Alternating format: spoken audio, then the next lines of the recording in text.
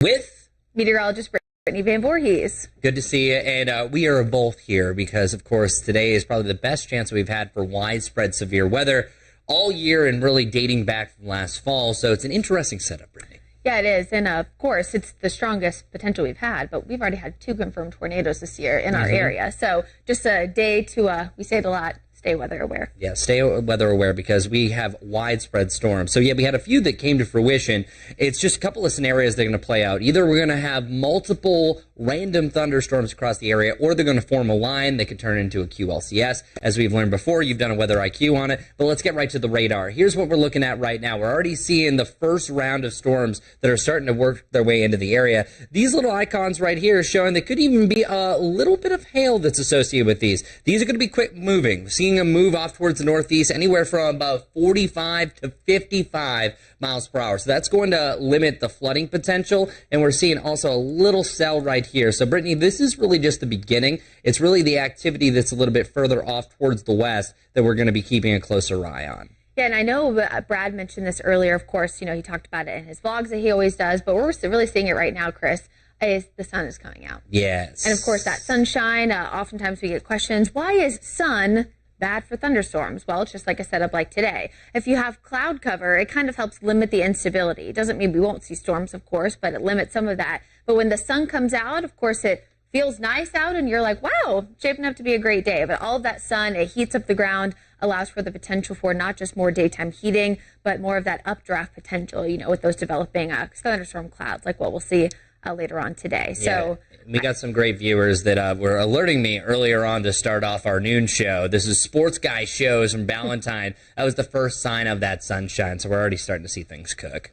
Yeah, and that's just going to allow for that better potential, of course, for some of those storms to become strong later. Love this graphic you put together. Well, thank you. Yeah, so it's a lot, but we're not necessarily going to show you all the time on the air this much information, but we're going to go through all the different panels. The first one that we're looking at is a red graphic that we usually don't see. So this is a high chance for severe storms. If you follow on from what the SPC does, this would be classified as an elevated risk for strong to severe thunderstorms. So anyone in the red has a chance for damaging winds, tornadoes, large hail, and then, of course, dangerous frequent lightning. But it's not often that you have a 30% chance for damaging winds. And likely this is still going to form a line, maybe a bow echo. Whenever you get a linear setup of all the storms together, that really emphasizes and enhances the amount of damaging winds that you can see with the line. But just still, an individual cell could turn to a supercell. Damaging winds, I think we're definitely going to see it across the Carolinas from the storm setup.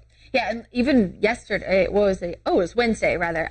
We had that microburst, you know, around the Mooresville area. And, of course, that produced some damaging wind. I think it's important, too, to note that the red shading you see there, that 30%, this is not regular thunderstorms. Yes. You know, we oftentimes can get 40, 50 mile per hour winds in regular thunderstorms. This is additional onto that. It's a widespread threat that any of those storms will have the potential to not just do a typical, what we say, 58 mile per hour, 60 mile per hour or more. It's the potential for 70 miles per hour, even up to close to 100 miles an hour as the storms move quickly. And you remember that back in late March when we had the QLCS that spawned the tornado in Anson County. Chris, I think at times it was, 70 to 70 miles per hour, 75 miles per hour was how quickly that line was moving through. Yeah, how fast that these systems can move. And especially when it forms a line, sometimes the own winds within the thunderstorm can drive it forward just like a dog in a leash. And the reason why they're called bow echoes is because it physically looks like a bow and arrow. But of course, the one thing that all of us gravitate towards is whenever you use the T word,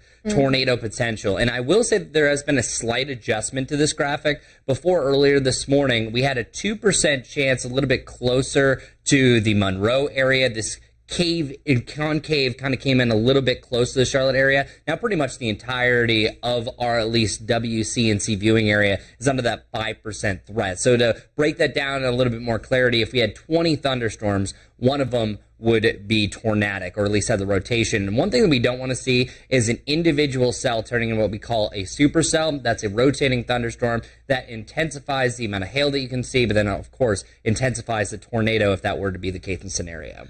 Actually, I love that you popped this up because Brad said this earlier on his vlog, and I think it's actually a really good way of explaining this map to people, is that, you know, they see 2 to 5%. They think, well, that's a low potential. But on a normal day, that chance is 0. So when you get up to 2%, that's twice as likely to have a tornado Then when you get up to 5, that's now 5 times as likely. So it's not that something that we show you, to scare you, anything like that. It's just we want you to be aware that this is the potential for 2 to even 5 times the chance for a tornado than on a typical day. Yeah, and my numbers aren't perfectly on top of all these spots. Just the only reason why, because this is a brand new update. So this just happened, and oftentimes the Storm Prediction Center will continue to update things like this.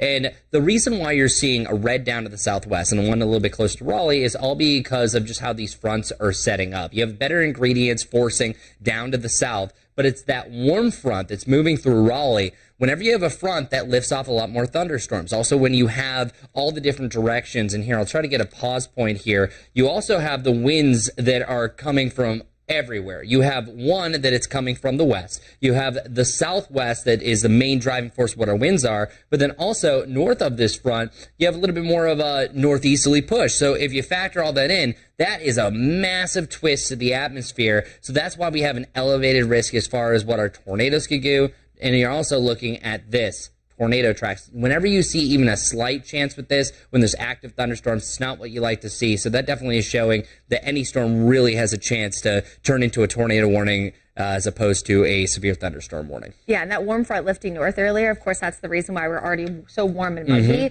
And all of that moisture just adds to, of course, the moist air, the lift. Slim is what we're typically looking for with these big storm systems. Shear, lift, instability, moisture. All right, let's talk about the timing. That's what everyone cares about. The weirdest thing that's happened as far as our most recent updates. Earlier today, it was showing classic QLCS. You saw multiple storms form a line. There was some bows in it. There was the kinks. You could tell, hey, there's probably going to be a tornado warning there. There's probably going to be a tornado warning there. What happened during the noon, it was showing a lot more individual cells. So that could lead to a little bit more of a super cell type of environment. But rolling forward, bringing this full, you can see that by about 3 o'clock, this is Futurecast plus rotation tracks. If you look really closely, you are seeing a few areas such as around Statesville that does have rotation. We were just showing you this graphic embedded with these thunderstorms, but it's really the late afternoon that you're starting to see a few more of these, and then it finally forms that line. And I'll rewind a little bit, forming that line closer to about 6, 7, 8 o'clock. Now, truly, I think that this might move a little bit quicker than what this is showing, but you're kind of going through a bunch of cycles of the models where it's kind of confused what it's going to do. But regardless, you want to stay weather aware really starting now, but the late afternoon, early evening is your time frame. Yeah, and now we're getting to the point where the sun sets after 8 o'clock. So we have so much more sunshine, and the opportunities to really kind of get some of that heat pumping up throughout the day. And when you see the rotation tracks overlining almost perfectly with Futurecast, it's never a good look. Right? Never a good look. And these are some really mean storms that you're seeing. So let's start about 4 or 5 o'clock. So at this point, all the activity is off towards the west. It really is going to be doing this. Notice that one individual cell that we're seeing here in Rock Hill. If that type of scenario happens, that you have a few outliers that are running the main system, that's supercell territory. And I hate seeing those because supercells are always your best chance for a longer lived, longer track tornado compared to the spin up ones. But we just saw, as you mentioned, at the end of March, QLCS can still produce significant damage. Blew off the side of the garage. It can even lift cars once it gets close to about stronger EF1 and weaker EF2 strength. Yeah, and you hear a lot about how QLCS is, like you mentioned, EF0, EF1 normally, but they can produce those EF2s as well. And back in May of last year, it was a QLCS that spawned the tornado in York County that killed the 4,000 turkeys down at the Biggers Farm. So it's just important that you have to be aware pretty much at any time, like Chris mentioned, from now throughout the late afternoon, early evening for the potential for some of these strong storms. Yeah, and typically a QLCS isn't going to be on the ground that long, but just showing the pure fact of that the scattered thunderstorms of that magnitude, I think them moving so quickly is going to limit some of the flooding, but some of these are still going to produce rain rates at over 2 inches per hour, so localized flooding can also happen. So I think bottom line, your best chance today is going to be damaging straight line winds. And lightning, I know this always gets overlooked. I think a lot of these storms are really going to light up the skies, where the type of lightning, you'll see those pluses on the radar, the positive lightning strikes, it's almost shaking the house. Hail, I think, is definitely going to be on the lower end because an isolated storm might be able to bring that, but then once the storm's getting more of a line, it'll be more of a straight line wind event. But still, that tornado threat is all over the place if you're living here in the Carolinas. If you're watching this, likely you are. Yeah, and of course, earlier this week, we had pea-sized hail. I think some reports of like dime, penny-sized hail. But that hail threat, you have in the green and yellow, this could be quarter size, which would be a little bit bigger. So if maybe you saw that pea hail earlier this week and you got some in your backyard, but maybe your car was fine, when you get to quarter size, Chris, that's typically the size that you're kind of borderline could dent the hood of your car, things of that nature. So if you have a garage, a carport, it might be a good day to take the car indoors, or at least make sure it's as protected as it can be. All right, so one more time, let's go through the timing. Here's what it looks like. So one thing I'm kind of noticing for the timing of this is what you always kind of go what's happening on the radar right now. So you can see right now, and here it is. We already have our first severe thunderstorm warning of the day. So this is already the beginning. So this right now is in Burke County, Cleveland County, Lincoln, Rutherford County, and the current speed, as I mentioned, is just absolutely flying. This is currently moving off to the northeast at 50 miles per hour, Brittany. And if this is only the first one where we're not even to the peak instability, I think the sunshine definitely have fueled that. We're in line for a very active day. Yeah, I feel like this is kind of what we had earlier this week, Tuesday, Wednesday, with some of those storms, like of that magnitude, but it's later on that we'll see the potential for even more storms to develop. And those will be the ones that we're really going to be more concerned about. Yeah, let's see. So we're going to stay with you now that we have this severe thunderstorm warning and kind of investigate what's going on. I'm going to turn on the velocity scope. See, I figured that this was going to come a little bit earlier. This always happens, that first initial line, and it's a pretty solid batch. So we're going to try to jump around the area and try to see what it looks like for some of our velocity scope, see what these winds might be bringing. Hold on one sec. Bear with me. All and right. While you're looking at that, Chris, it does look like this hazard, by the National Weather Service, wind gusts up to about 40, 45 miles per hour and pea-sized hail. So how we were just talking about the different hail sizes. Pea is normally on the smaller side, so unlikely to damage outdoor items, but it's as we go throughout the day and kind of that hail potential gets a little bit higher, we'll be more concerned with that.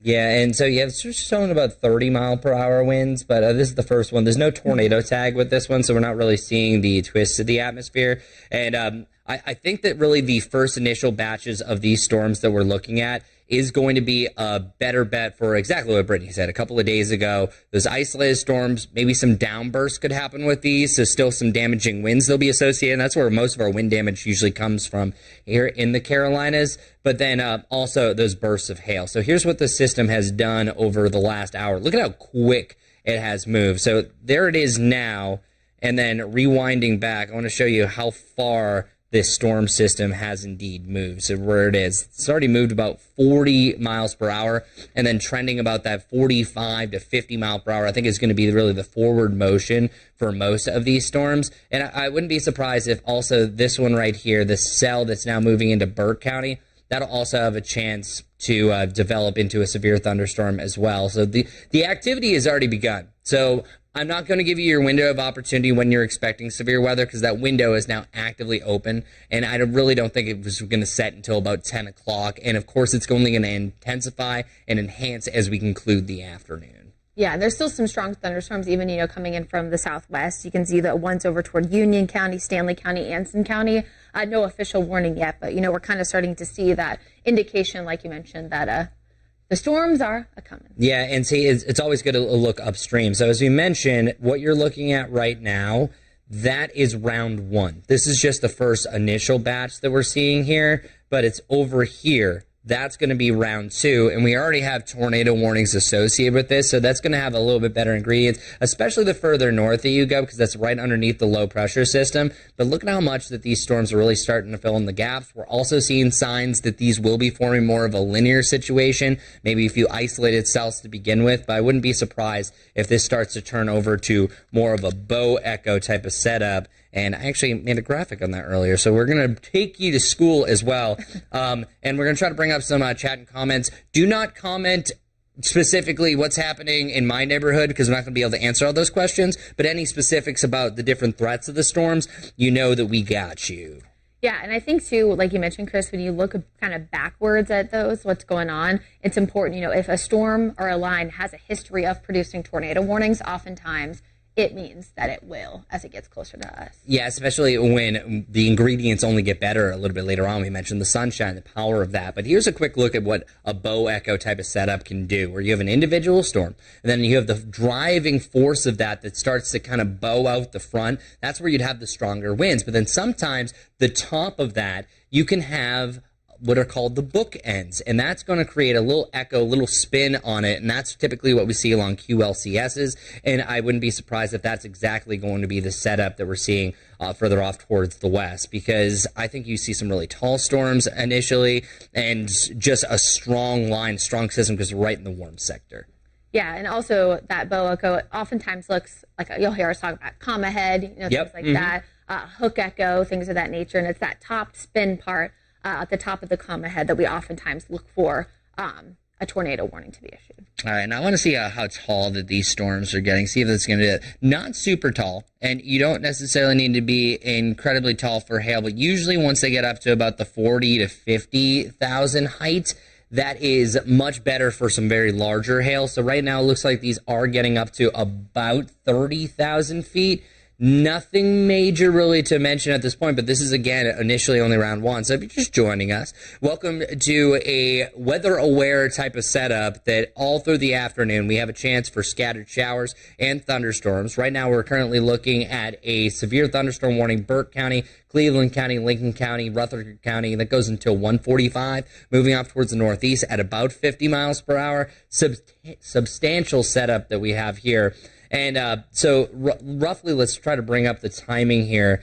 I think that this storm system is pretty much going to be clear within even about the next hour, hour and a half of the entire area, just the way that it is currently trending. And that's, again, only going to be round one. So let's put on our tool here. Slight difficulty. So if we have 50 miles per hour that we're trying to get this out of here, let's just do the frontal line of this, moving off this general direction. So that would pretty much give about an hour and a half that will be clear north thereof. But that's not the only one. We also have several other cells that are really starting to be the outliers in front of this general system. And notice where they're coming from. They're coming from the southwest. So any one of these individual cells down here, I would say this one that's over Chester County. So if you're watching from Rock Hill, TKK, this could be heading your direction. Let's cut into this because it's always a fun thing to do. See how tall this is, because I think any of these storms that we're now seeing about 1 till, let's call it 4. 1 till 4, these are going to be the best chance, I think, to bring us any hail. And that's something that we haven't really seen in a while. And you can see these storm heights still only getting to about 30,000. That could still maybe support some pea-size hail, marble-size hail, not really getting to severe criteria, not seeing any major wind gusts with that. And sorry, that flash flood warning keeps on being picked up from the northwest. And again, flash flooding, you might see a few of those as well, but that's only if one storm will really train one after another. Yeah, I'm not looking at any really strong signs of rotation thus far, which is, of course, good news. At least with the lines that are kind of coming into our area right now. So the one, of course, impacting Cleveland County up toward Lincoln County, but really strong signatures from the tornado warnings that you were just showing us near Pineville, Kentucky, and, of course, Middlesboro, Tennessee. So it's kind of that line that we'll be watching, especially for the tornado threat. So like Chris has been mentioning, I think right now it's mostly wind and, of course, that small hail. Yeah, small hail, and it's amazing how quickly these are really starting to fill in the gaps. And Brittany, you can do anything here on Weather 1 as well that we can try to bring up as well. And I want to show you what's happened really over the last hour. Let's bring this. So we're all doing this live action. It's very lax here when we're doing the live stream. We're just a couple of weather enthusiasts that are checking out what's going on. Look what's happened over the last hour. How fast it moved, and here I'll slow this down a little bit more for you, and you can see how much it's really grown, seeing a lot more of those darker reds associated with this, and this is forming a line on its own. So you can, let's bring up this tool again to factor in some of these storms, the frontal edge. This could even mean that some areas within this general area, Lincolnton about 137, so in the next 20 minutes or so, you could even see some of these showers and thunderstorms. Paw Creek about 156. Huntersville, you're about 40 minutes away before you have a chance with this, because this is looking like it's going to fill in the gaps kind of along a line. And then after that, we might have a little bit of a lull on the back side of this. I'll bring up our futurecast one more time as we're digging more information what's happening. Okay, so the whole reason why I got sidetracked and I even showed you the radar is I wanted to show you if the radar was matching up with our futurecast. Well, it is now, because you can see that storm system, as I mentioned, just the southwest. It's behind just a little bit, but this is what it does. It has that general line pushing through, has it mostly clear by about 3 o'clock. Still some rotational tracks in there, but then the second coming of storms, those ones that were pointing off towards the west, the one that was producing the tornado warning, all associated with that general line. Notice how much it fills in the gaps around Nashville at 4 o'clock. And you're probably looking at this and saying, wow, that's pretty far away. These are going to be flying at that point. So right now we're already seeing a forward speed at anywhere from about 40 to 55 miles per hour.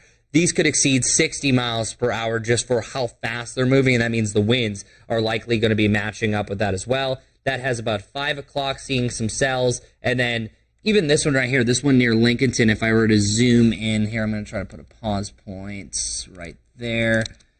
So you can see there's a little bit of a bow signature with this one according to the Futurecast. So Futurecast is not going to tell exactly. This is not saying, hey, you're going to have this type of storm in Lincolnton at this very hour. It's just showing the type of ingredients of how it's all factored in through the computer models, what it's going to look like. And you also see that there is a rotational track right around Gastonia at that point. That likely would be a severe thunderstorm warning with a tornado tag, and then even an isolated smaller tornado warning that could happen with this. And yeah, it's really amazing how much this has changed, Brittany, from before, seeing a little bit more isolated nature. So I think some segments are going to form a line. Other ones might be a little bit more individualistic, which isn't necessarily a good thing. Yeah, and of course the timing, I think is extra concerning in a lot of ways because of when it's happening. It's the evening commute. And so, oftentimes when you can kind of start off your day with that preparation, if you, didn't kind of have your plan in place, oftentimes that can happen. You're just rushing off, getting the kids ready for school. So if you're watching this and you're at work, things of that nature, if you can work from home, maybe the second half of the day, leave a little bit early, all of those are good options for you. Also, I do believe you guys had this in midday. There's a few schools that are being let out a little bit early. I think I saw that. Yes. Report coming in from our WCNC Charlotte app. And speaking of the app, we of course, it's a great tool to have. So there is actually, Chris, a brand new tornado warning that was just issued for our area. It includes portions of Catawba, Caldwell counties, and Burke County. All right, so we're about to do the transition to go live action. So we were talking about looking out for any of the rotation. And we're going to do this. So that one cell that we're looking at, it does indeed have rotation, and actually looks like you have a little bit of a hook here. So we're going to be, communicating. You're going to stay with us here for the live stream. But now we have an active tornado warning. So let the activity begin. So I'm going to get ready to go to the green screen. And Brittany, I'm going to have you man the controls. And I'm going to be communicating here with Master Control for us to be able to go live here. Let's look at this. So a tornado warning, Burke, Caldwell County until 1:45. In this one little cell, you can see it right here. There's a little bit of a notch that's right near Lattimore. This intense storm, if this is already the first one, we could be seeing a lot more of these tornado warnings starting to pop up. We were hoping that we were going to last a few hours before we were seeing this activity, but it doesn't really look to be the case. So this is marching its way off towards the northeast, probably about 45 miles per hour right now, Brittany. Yeah, it is coming in really, really fast, about 45 to 50 miles an hour. This rotation, thankfully, was radar indicated, Chris, which, as you know, oftentimes means... All right, hold on one second now. So stand with us if you're watching online. We're about to be counted in for live on TV here in a sec.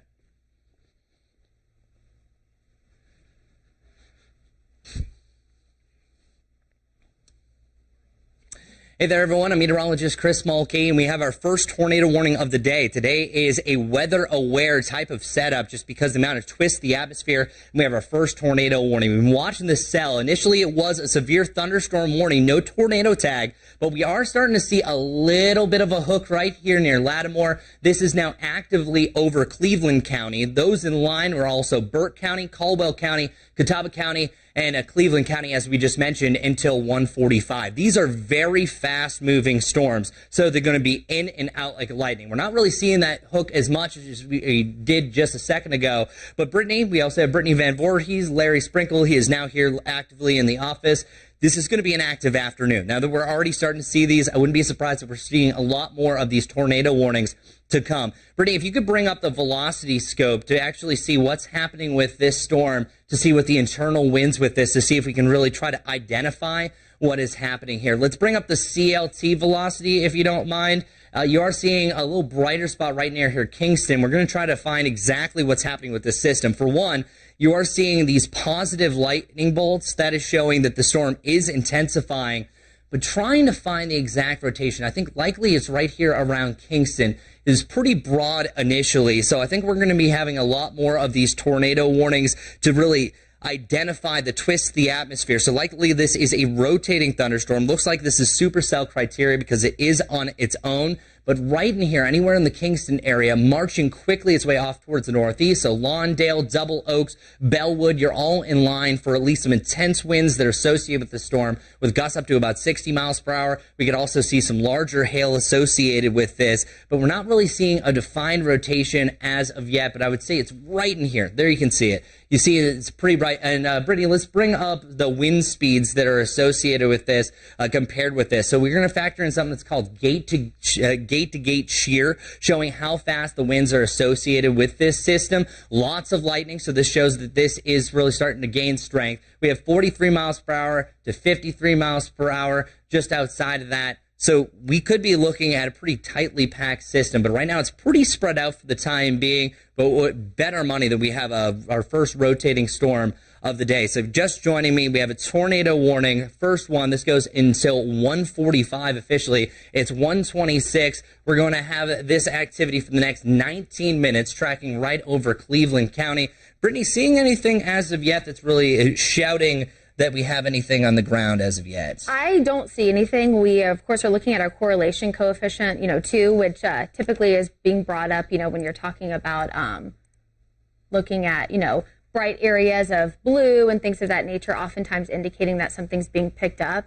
If we switch over there to our Weather 1 computer, you can actually see kind of what's going on in that general area right now. So we basically have a really large swath there of really, really dark red shading on our correlation coefficient model. What we look for there is, of course, these little pockets there of really, really bright coloring that oftentimes indicates things being picked up and being thrown up in the air, a debris ball, for lack of a better term.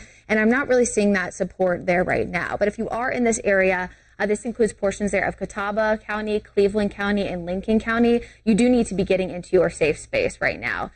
Even though the rotation doesn't look extremely strong right now, in fact, looking at the last few scans, it looks like it's weakening rapidly. So I'd be surprised if they continued this all the way until 1:45. But at least for now, if you live in this area, of course, this includes cities such as Newhouse, Polkville, down toward Kingston, which is really where the stronger rotation was earlier today, just a few minutes ago.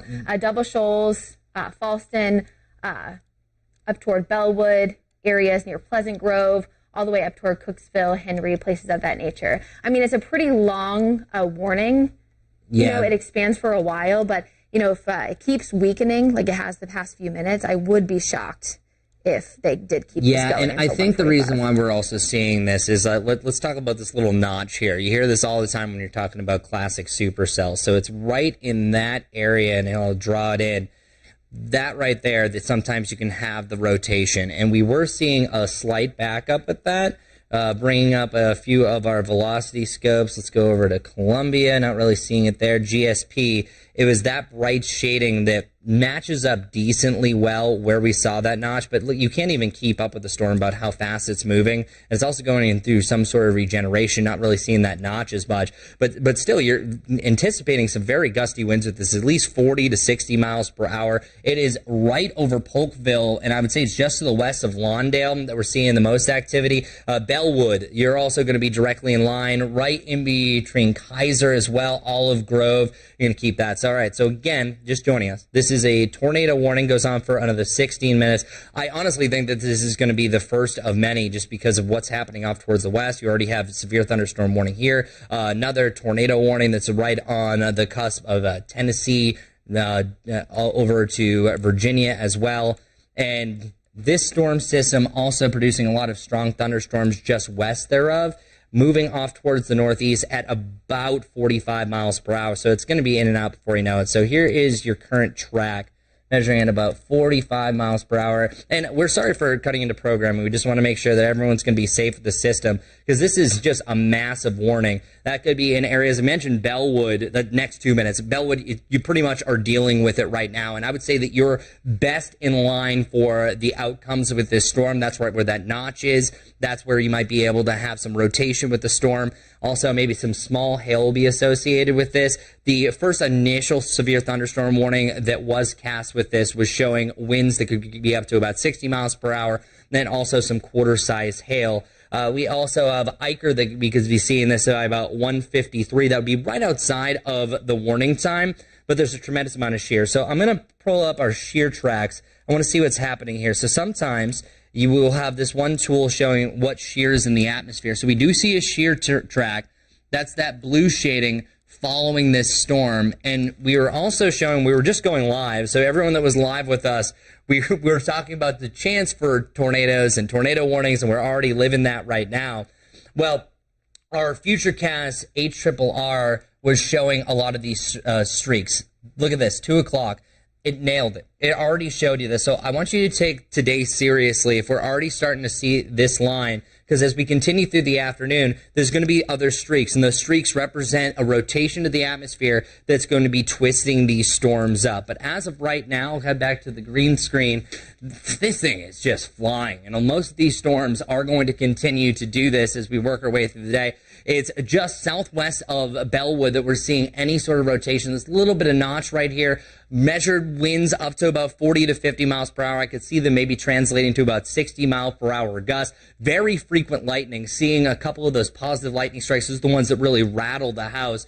It's already clear of a double shoal. So you're in the all clear for now, just with this storm, because we're going to have more that'll move back in. This will stabilize the atmosphere, destabilizes again. But Bellwood, you're right under the gun as far as how this storm goes, moving off towards the northeast at about 45 miles per hour. Tremendous amount of rain with this. Luckily, it's moving so fast, so it's not going to be as much of an issue as far as flash flooding goes, but still going to be ponding things up pretty quickly. And trying to look right here, it's right in that little area that we're anticipating this. Goes until 1:45, so we have another 13 minutes of this. But oftentimes what happens is you'll have the rotation, they'll see it, and then you start to see it go into its regeneration cycle, and I think that's what we're seeing right now, since I'm not seeing anything really in particular. So let me see. So right around Lawndale, it's kind of what we saw before, notching in. I can't get our local Charlotte velocity work, which is usually a little bit more helpful, Brittany. Yeah, I will say though, Chris, it really, I mean,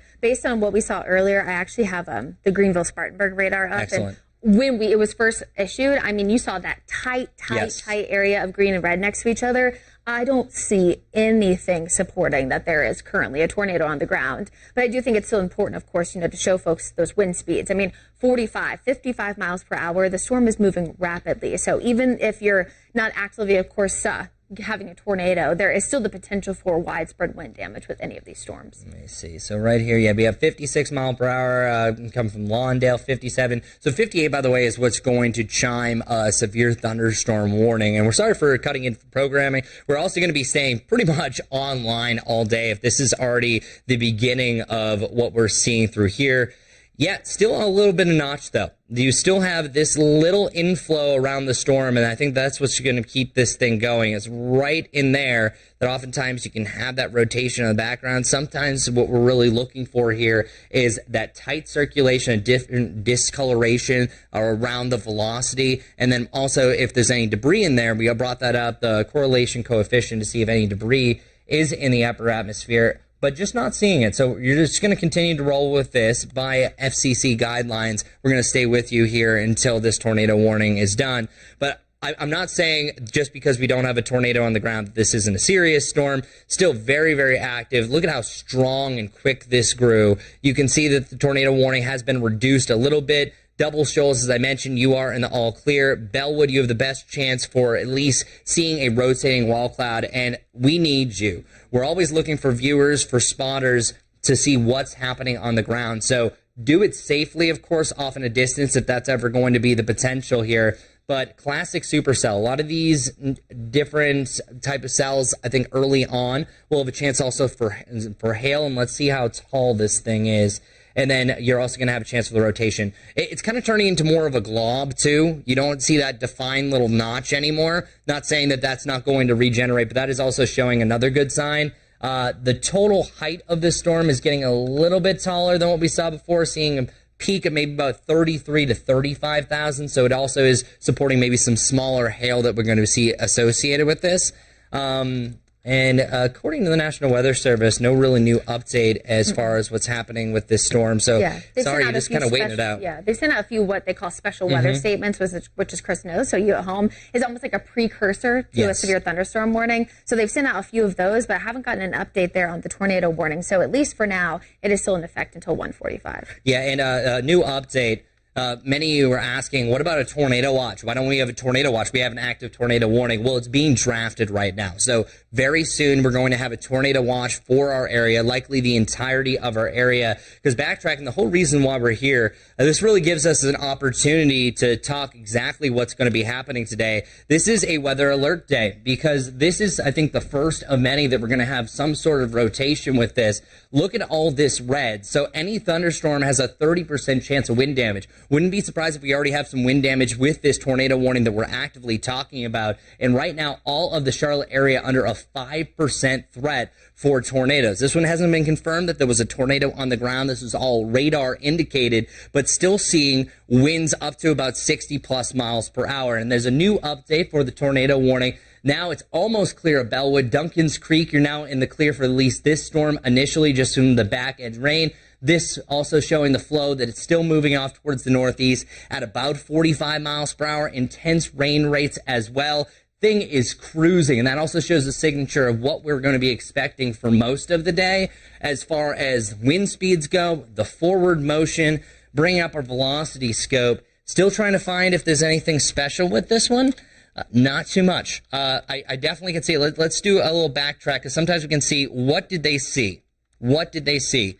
Notice near Boiling Springs here, this is why they enhanced it. You start to see that yellow form, the yellow form, how bright it got near Lattimore.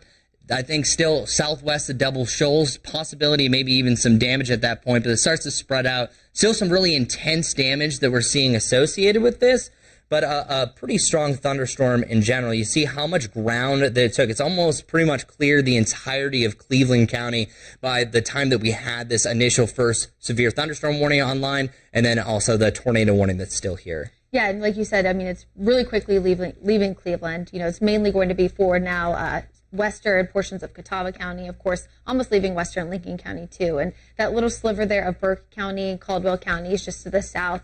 East there of Morganton and Lenore also, at least temporarily until this warning is canceled under the gun. Okay, so we'll put a new track up there. We have Brittany working here, Larry as well in studio, tracking what's happening here to the end of this tornado warning. Pleasant Grove, we have 137, so that's pretty much right over you right now. Henry Creek at about 144. Eichard, 147. You're about 10 minutes away from at least those strong winds. You're going to notice a change in what is happening in the atmosphere with a strong push of the winds initially. The strongest winds right now look to be kind of the back southeastern side of this, which where we did have that rotation associated with this. Hickory also 152 is your time. Granite Falls at 154. St. Stephen's at 157. Not sure if they're going to extend the tornado warning at that point, but we have the right twists to the atmosphere. Our shear tracks were showing that it was right through here, and I thought this was very interesting, especially that this graphic where it shows the rotation tracks that we were following earlier pin this perfectly. So you can see that these rotation tracks, according to this model, had a track right pretty close to where we had this tornado warning, and it has this cell clear of the Cleveland County area, even Lincolnton, by about 2 o'clock. That's 22 minutes. gliding forward, still keeping some rotation around. So just because we're not seeing the rotation now doesn't mean it's not going to continue. So really anyone upstream in Catawba County could be seeing this. You already mentioned parts of Caldwell County associated with this. This has this as a little bit more of a northeastern push. This storm's technically moving at more of a north-northeasterly direction, but we still keep this single cell around for about the next hour and a half for our area before we're going to see more that start to move back into the area. So this could be a very active day. Yeah, and Chris, you're right. Actually, the National Weather Service in Greenville-Spartanburg, which covers most of the Charlotte metro area, says that it was the appendage and base velocity, so that little bit of rotation, like Chris has been saying, it was mainly the movement of the storm. They weren't seeing really that strong, towards and away, signature on the radar. It was mostly the way that the storm was looking. And so it's important, of course, to note, based on your experience, knowing that and able to see that, before.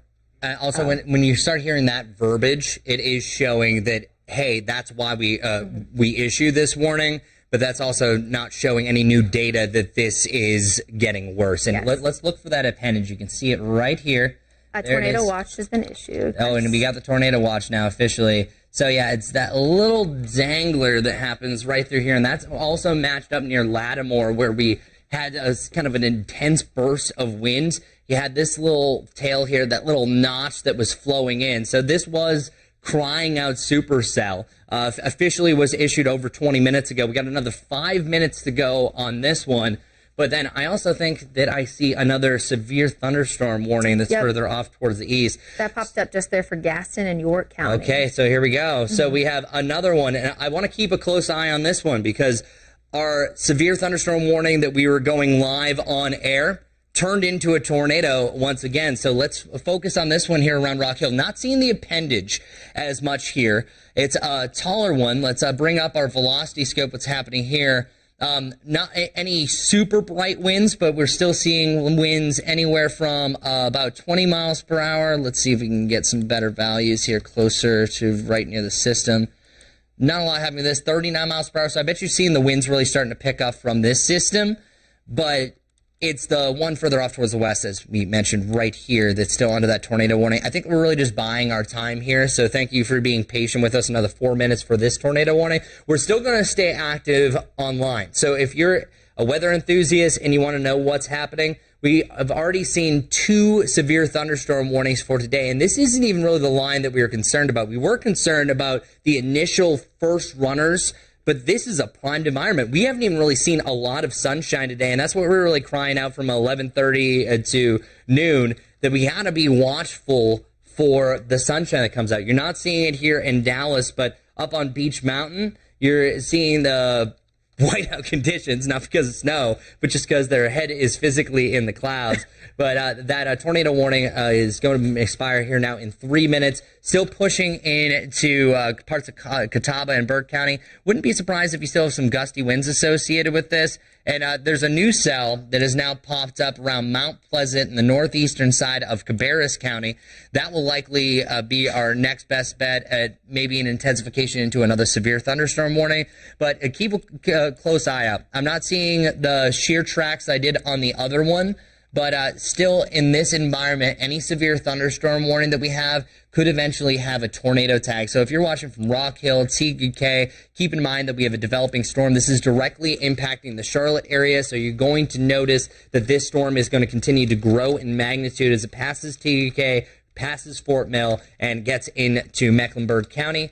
Tornado one, this thing has really leveled out nicely. You don't see that notch flow. There's a little bit going on here, right there, just north of Bellwood. And Bellwood, you're almost in the all clear. Not quite, because you're just on the cusp here.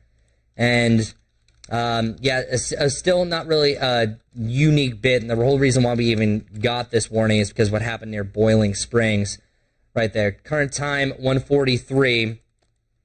And, things are looking good. And Brittany, if we can actually bring up Weather 1, here is the tornado watch that was just issued by the National Weather Service. Yeah, so the tornado watch is in effect for pretty much Charlotte metro area and areas west. So this includes Mecklenburg County, Union County. This includes Lancaster County, Chester County, York County, Gaston County, Lincoln County, up toward Catawba County, Cleveland County, Burke, Caldwell, Ashe, Watauga, Avery, up toward Iredell, Alexander County, Rowan County as well, Stanley County too. So it's just something, of course, we're going to continue to keep a close eye on. Just a reminder, of course, we get a lot of questions about this, Chris, you know this. Tornado watch is pretty much the precursor. It means that the conditions are there and they're favorable, and it's the warning that comes second. Yeah, and all the schools that were planning on early dismissal, the one in Catawba County right now is holding off until this storm passes. So this is not the main burst of severe weather. This is only the first one that prompted that tornado warning. And Carlene, I believe that's what was here in the ear. What other ones are being dismissed? Just Catawba County? Just Catawba County schools delaying their early dismissal. That was the plan in general because they were trying to avoid these storms, but we already have them active across the area. I don't think that this one right now has that tornadic possibility, but that doesn't mean that future ones aren't going to have this going forward. So we're about to end this here in the matter of seconds that this tornado warning is set to expire. Brittany, we're not hearing anything from the National Weather Service. Until this disappears, we're going to stay with it. There it is. So we're going to continue online, but as soon as we have another tornado warning, we could have a lot of interruptions on our day-to-day program here on WCNC. Thank you for staying patient with us. We're going to continue our live stream on Facebook, on YouTube. Make sure to join us there. Brad Panovich will also be in here. You have your whole WCNC weather team here, keeping you safe and staying weather aware.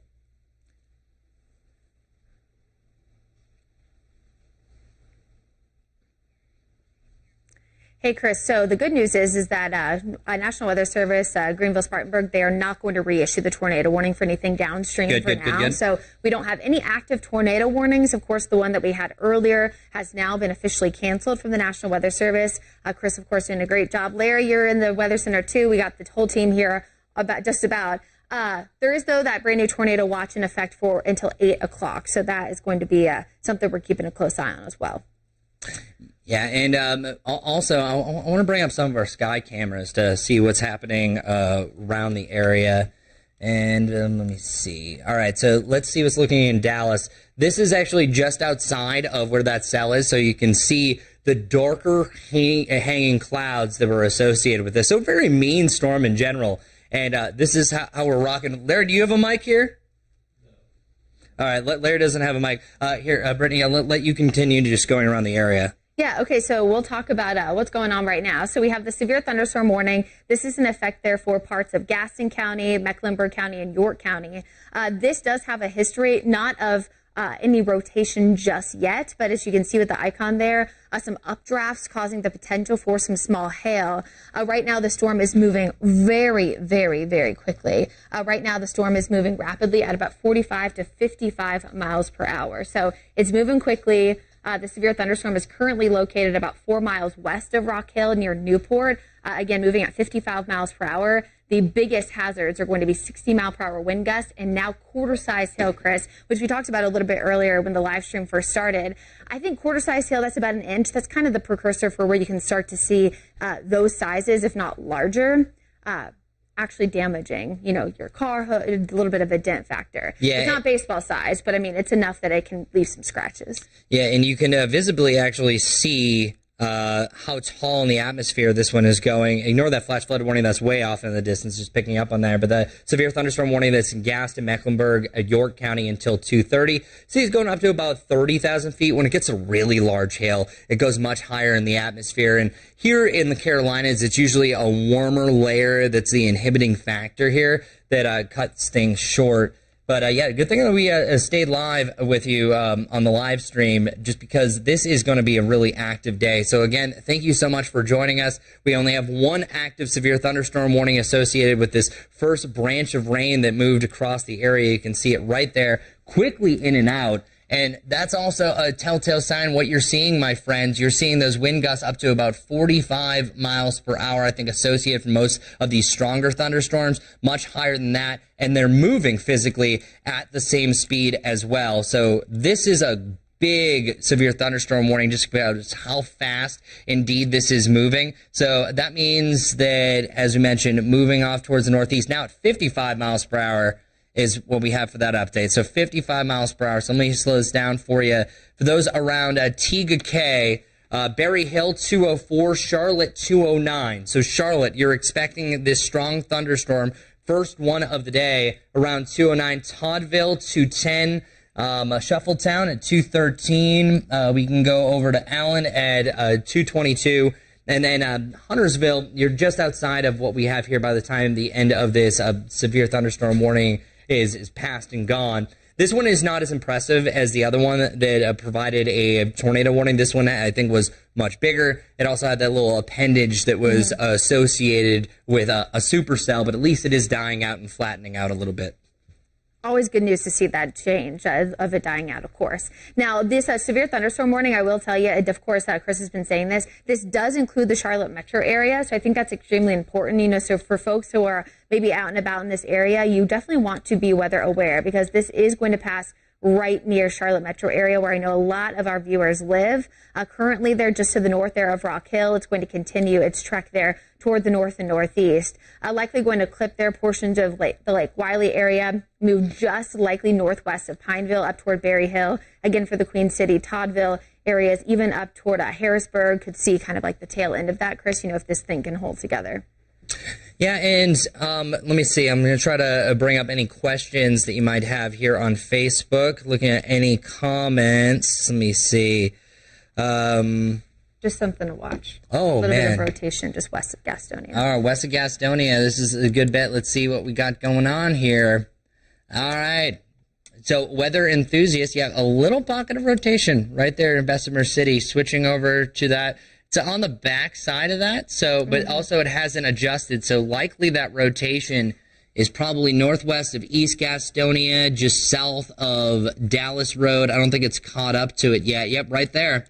A little bit of rotation. So crossing I-85, I would not be surprised if either side of I-85 right in this little appendage here. And that's what we're looking for. We're kind of looking at some a little bit of different, that we might have more tornado warnings associated with something like this. So watch for those low-hanging clouds from the base of a storm that are rotating. If that's the case, you need to get to your safe place immediately. But right now, no active tornado warnings, but we do have just a juicy atmosphere for a lot more tornado warnings to be popping. Yeah, and I know, Chris, I know you agree with this, but I'm a huge proponent for, even before a warning is issued, if there's an area of rotation and we have a widespread threat today, for some of these storms, we're trying to give you an early heads up. I mean, these are the things that we look for, of course, before a warning is issued. So again, no tornado warning officially issued, but that is that area of rotation. We just kind of want you guys to all be aware of that, especially since it is so close to such a major interstate there with 85 right around that area. Yeah, and these winds are, by the way, just an estimate, and this is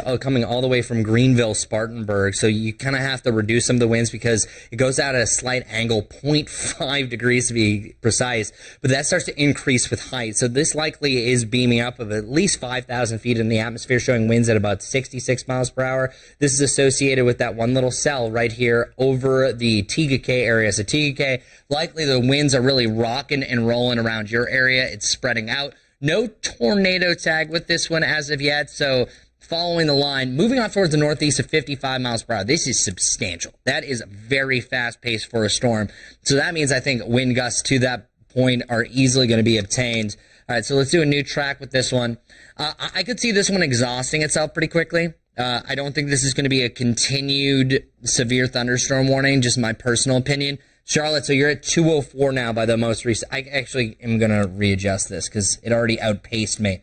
All right, Charlotte, I think you're going to see rain from this probably around 2 o'clock. So that means within the next 10 minutes, you're going to see this thing kind of fly in and out of the area. Since it's so small, I'm going to do a different tool here to show a better estimate of who's going to expect these winds. Let's do this one right here.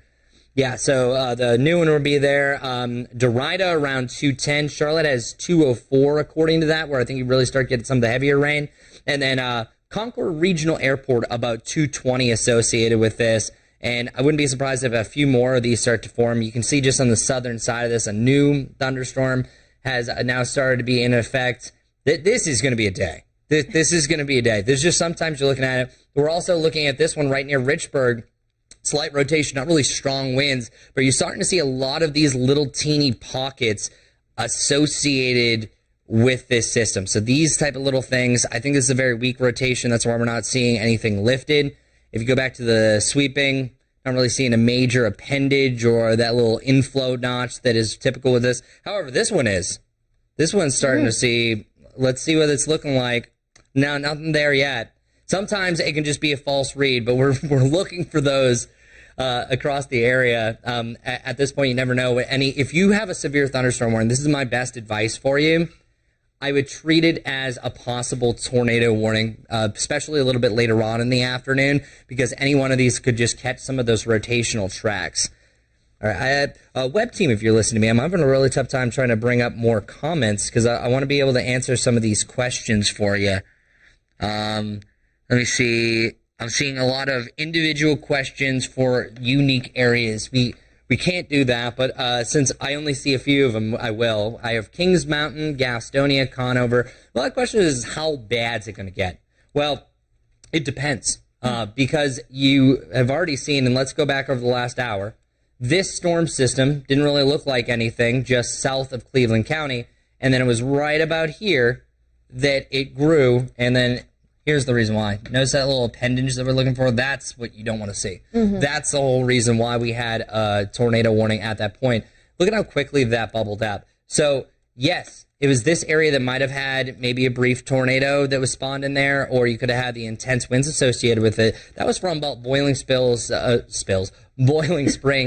Double Shoals. But meanwhile, Kings Mountain, you just had a general thunderstorm during this point. So it's really tough to say, hey, what you're going to see, because look at all the places in this county, the ones that are affected on the western side, far different than what's happening on the eastern side. So that's why it's so tough when you say individually what's going to happen in our area. You just need to know exactly what the threats are. And the main threat is going to be for damaging winds. Even though it just says limited for tornado, any threat for tornadoes is one that you need to take especially serious. But I even think any threat for damaging winds you should take equally as serious, because a EF0 tornado produces winds at about 65 to 85 miles per hour. A severe thunderstorm can produce winds anywhere from 40 to 60 or 60 to 80 plus. Mm-hmm. I personally, when I first started my career, it was in Iowa, we had one storm that blew boats out of the water into trees with gusts up to 95 miles per hour. We typically don't see that here, a little bit closer to home. Usually the upper threshold is around that 70 to 80 miles per hour, but something that we're watching. It's been a while since we've had a 30% elevated threat. That's why we're going to continue to keep you updated actively here online as long as we have warnings in the area. I think we're going to start to hit a lull once this first batch rolls through, but it just shows that that atmosphere is twisting. I can confirm that the man himself, the myth, the legend, Brad Panovich, has walked into the studio, because we need to be on guard for anything that can happen, especially when you're in the red, and that's pretty much all of our WCNC viewing area. Yeah, and honestly, I wouldn't be surprised if this eventually was expanded, Chris. We talked about, of course, this a second ago, but, over toward, Wadesboro, Rockingham, Albemarle, Chirac, while you're not technically right now under that tornado watch, when the sun comes out, you get that daytime heating. I would not be surprised if that wasn't expanded to include those areas as well. Yeah, and you can see it right there, that what Brittany's talking about. There's that tornado watch, and as you mentioned, it goes until 8 p.m. Mm-hmm. It's only on the western side, and the reason for that is what I'm thinking is because it's a little bit closer to this actual system, because one big player of this whole setup is the low pressure system. So it's a little bit close to the west. As you saw Brad there, I told you I wasn't lying. He is actively here. And it's a little bit close to that front. That's where things are most active. And the reason why you had that secondary chance for a tornado to pop up, I would say like around the Raleigh area, was because of that warm front, that one right there. So it's the warm front, also down near Macon, Georgia, that you have those two big pulses. We also have Scotty Powell that's here in studio. You know it's a day when Scotty came all the way from Morganton to come help us out today. I know, there's Brad. See, I told you, Brad's so lively. Yeah. We have a new severe thunderstorm warning, Chris, that was just issued. This is for parts of Catawba, Gaston, Iredell, and Lincoln County. Now, this does have the tornado possible tag along with it. Okay, and here's the reason why. This is what Brittany had pointed out. The possibility of a little bit of rotation. You can actually see it. So where did we see it a little bit? So it was really close to Dallas. And let's bring up our Dallas camera, because that's exactly where it is. That's one of the advantages of. You can see the rain flying. We're pointing towards the good part of this. I'm going to try to circulate it around. Brad's going to be doing this. It's on a big delay from our system, so you're probably not going to see a lot of live action here. But, Brad, what direction are we pointing right now? This would be pointing towards Charlotte, I think, towards the east. So we're going to try to swing it back over. You can see some of the darker clouds. That's Charlotte right there. I think we're looking west. Yeah, okay, we're looking west right now. Yeah, so you can see just the outskirts of the rain. We're going to see if we can see a little bit. Okay. It takes a long time for this to update, but just take my word for it. Yeah, you can really see the frightening base of this storm. A very dark clouds associated with this. Watch for this turn past the angle. It's a little bit further off towards the west. As I mentioned, we're on a big delay for this. I think you're about to see it right almost now. There it is. Yeah. So now what we're going to be watching for is any rotation along with this. And you see a little appendage there. So this is the first time that we've been able to use our Dallas camera for maybe seeing what's happening with these storms. Watching closely, you can see a little bit of a lowering right there. Oftentimes you can confuse in what's called a scud cloud. So this is something that's really interesting to watch. So this is actively that new severe thunderstorm warning. Yeah, so here. So let's go over to the wall. I'll show you exactly what we're looking at. So this right here, you're seeing a few lowerings. That sometimes when these get a little bit lower and they're not rotating, those are scud clouds. But when you start to really see this mass rotating, that's where we can have that rotating wall cloud. So this is something to watch. But just look at how mean that is. And this is at 1,450 feet up in the atmosphere. So we're almost at what's called the LCL, the lifting condensation level. So that's the bottom of the storm.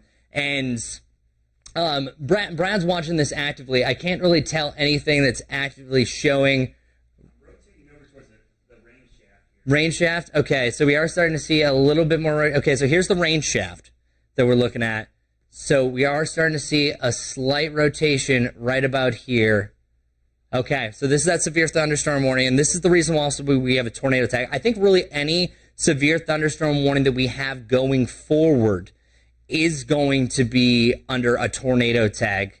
I wanted to point out to you, you can see Spencer Mountain out there a little bit, you know, and if you look on our velocity product, there's a little bit of that rotation there, pretty much looking straight from Dallas towards Spencer Mountain. So it looks like that rain shaft and that rotation is the exact spot that they're watching right now. Yeah, so this is it. So we're going to continue to watch this live for you. And a good amount of rain come down with this. So you're also learning Storm 101. So where the rain shaft is, it would be right in here that we are starting to see some slight rotation. And this is moving very, very fast. The storm system in general moving off towards the northeast, ranging anywhere from I've seen speeds at 40 to 55 miles per hour. And yeah, this is a mean-looking one. Let's bring up our velocity scope to show you on the ground what it's looking like on radar, and we'll bring back this up. The Dallas camera could be very useful what's happening with the system. Right now, just a severe thunderstorm warning. Yeah, so there it is, Chris. Let me see. Okay. So yeah, as Brad was just saying, he just said it's a broad rotation. So sometimes when it's really tightly packed, that's what usually spawns a tornado. But we're just showing kind of a slow turn with this system, pretty close to Stanley. And we also had reported earlier that Catawba County schools were going to have an early dismissal. Now that there's thunderstorms in the area, they are putting that off until there'll be a little bit more of a safety zone. So we were looking right near Dallas at that rain shaft. So I think it's really showing right here that you might have that. You are looking at a difference in the radar, or at least some of our speeds, some stronger winds here as well. Brittany, let's bring up our mile per hour tool to see some of the estimated wind speeds according to this velocity. Since we're getting into the yellows, it's starting to pop a little bit more. There it is, 64 miles per hour, 68 miles per hour. Now, we can knock a few miles per hour off of this because this is coming from the source all the way in Greenville, Spartanburg.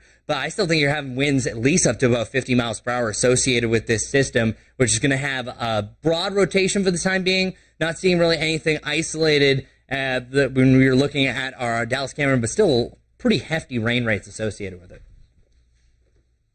Brittany's going to swap that with me here. All right, Brittany's swapping up. To the storm tracker. All right, so Brittany's going live. So this is the best thing about our live streams. Goodbye, Brittany. We appreciate it. Wonderful job. Brittany Van Voorhees is going to be tracking the skies. It's now 2:03, and good to see you again, Brad. Another update of what's happening right now. We have multiple severe thunderstorm warnings, or have had multiple severe thunderstorm warnings. We have one that's directly over Stanley to Alexis, and this is now pushing into Lincoln County. We had a very strong storm system that developed right through here, the southwestern side of Cleveland County, right through here. That first spawned a tornado warning.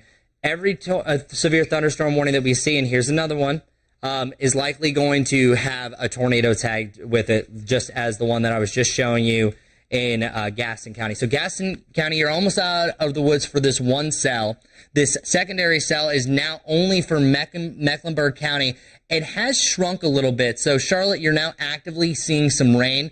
By any chance, do we have the view camera? Can we pull up the view camera here on this live stream to see what's happening in Uptown? Yeah, so you can see the rain shaft. You can see the active rain that's coming down. That would be just south of Bank of America Stadium. That would be right here that you're looking at the active rain. So really starting to pick up. It's going to be a wet drive along I-77. I do not believe that this severe thunderstorm warning has a tornado tag. We really haven't had anything that's associated with that. Still a hazard of 60 mile per hour winds. Bringing up our shear tool, not really seeing any shear with this, but this has been a good tool for us because see these little blue dots here just southwest of this storm? We had those also back here. So shear isn't always going to be completely across the area. Sometimes you have those tracks that individually allow within the system. So I would say of the two, not debunking what's happening here across Mecklenburg County, but widespread rain now pushing through Charlotte. This current speed of the most recent update is moving off towards the northeast at 55 miles per hour. So the good news is at least I'm not going to be sticking around too long. I think that the strongest wind core with this that we're looking at, little burst here, I think you're still probably in more in that 40 to 50 mile per hour range. But the winds are really lit up with this system. This one right here that's now moving into Lincoln County around Lowesville, this one's going to be the more impressive one. So I want to put a track on this one. So if you're watching from Lowesville, I would keep a close eye on this. Bringing up our mile per hour tool, still at 56, 65 miles per hour, 68. Pretty strong winds associated with this. It's a mean-looking storm. I think you have some broad rotation, so maybe a chance for a rotating wall cloud with this. But Brad, now that you're joining me, I think it's interesting. We were calling for a chance for thunderstorms. I was saying during the noon and say, hey, we might have a few severe thunderstorm warnings. Yeah. Since we've already had our first tornado warning, you can really see that the stage is set. Yeah, and this is along the warm front. So this is like the precursor event. This is the warm front pushing north. And the fact that we're getting such active storms on the warm front, Chris, makes you wonder just how strong this next batch could be later this afternoon and this evening. Because remember, that batch is still back into parts of Tennessee. And we're probably going to have time for the atmosphere to recover. And what I mean by that is we'll have time for things to heat back up before the main line moves in from the west. So all of these supercells, which you see developing on radar, are essentially developing on the warm front, which is pushing north. That's the leading edge of the more unstable hot air that's moving into the region. So this will set the table for, unfortunately, probably a higher risk for severe storms coming up later this evening. Now, as Chris has been mentioning, we've seen a lot of broad rotation in these storms. I have not seen anything I would consider to be super tight rotation, just really broad. But I will caution you, as Chris has, the radar out of the airport area right around the Mountain Island Lake, the FAA radar, is down today. So we're relying on a radar that is down in Greer, South Carolina. So we're looking pretty high up into the storm. So what we're looking at is mainly mid-level rotation. But luckily, I think that Dallas camera is going to help us out today because we're going to be able to see below some of those. And Chris, we're seeing some hail, looks like, coming out of this one storm. Yeah, and I have what's called our storm tracks on. And these storms aren't getting especially high right now, but they're still getting high enough, up to 30,000 feet, to produce some of this hail. So I don't think that we're looking at really severe hail at this point. As we saw a couple of days ago, there was a lot of pea and marble size hail. I think that would be more likely. You're still going to have the chance, because I've seen some of these cloud tops trying to get up to 40,000, but this is only the beginning. We still are going to have more storm fuel, chance for the secondary punch that's going to be a little bit of this, and you also have early rotation here, so this is showing a chance of mesocyclone. This is why we're watching this, and this is also why this one has the potential for a rotation with it and just tornadoes in general. So a severe thunderstorm warning still continuing for parts of Gaston County, moving into Lincoln County. Iredell County is now associated with this. When we were going live for the tornado warning, we were mentioning that this is most likely going to, this line of storms is going to be around until about the 3 o'clock hour. But we're seeing a lot more of these rotational tracks the more and more you go. So let me adjust the camera here. There we go. All right, so this storm system already here, it doesn't mean necessarily, hey, tornado. It's just showing that we are seeing another chance at some rotation early with this system around Morganton. This one, as we already mentioned, always looking for the appendage there. Not having our local Charlotte radar is a big disadvantage because that's much closer to us. When we were tracking the last storms that were in Anson County and Stanley County, we had a much better signature with this.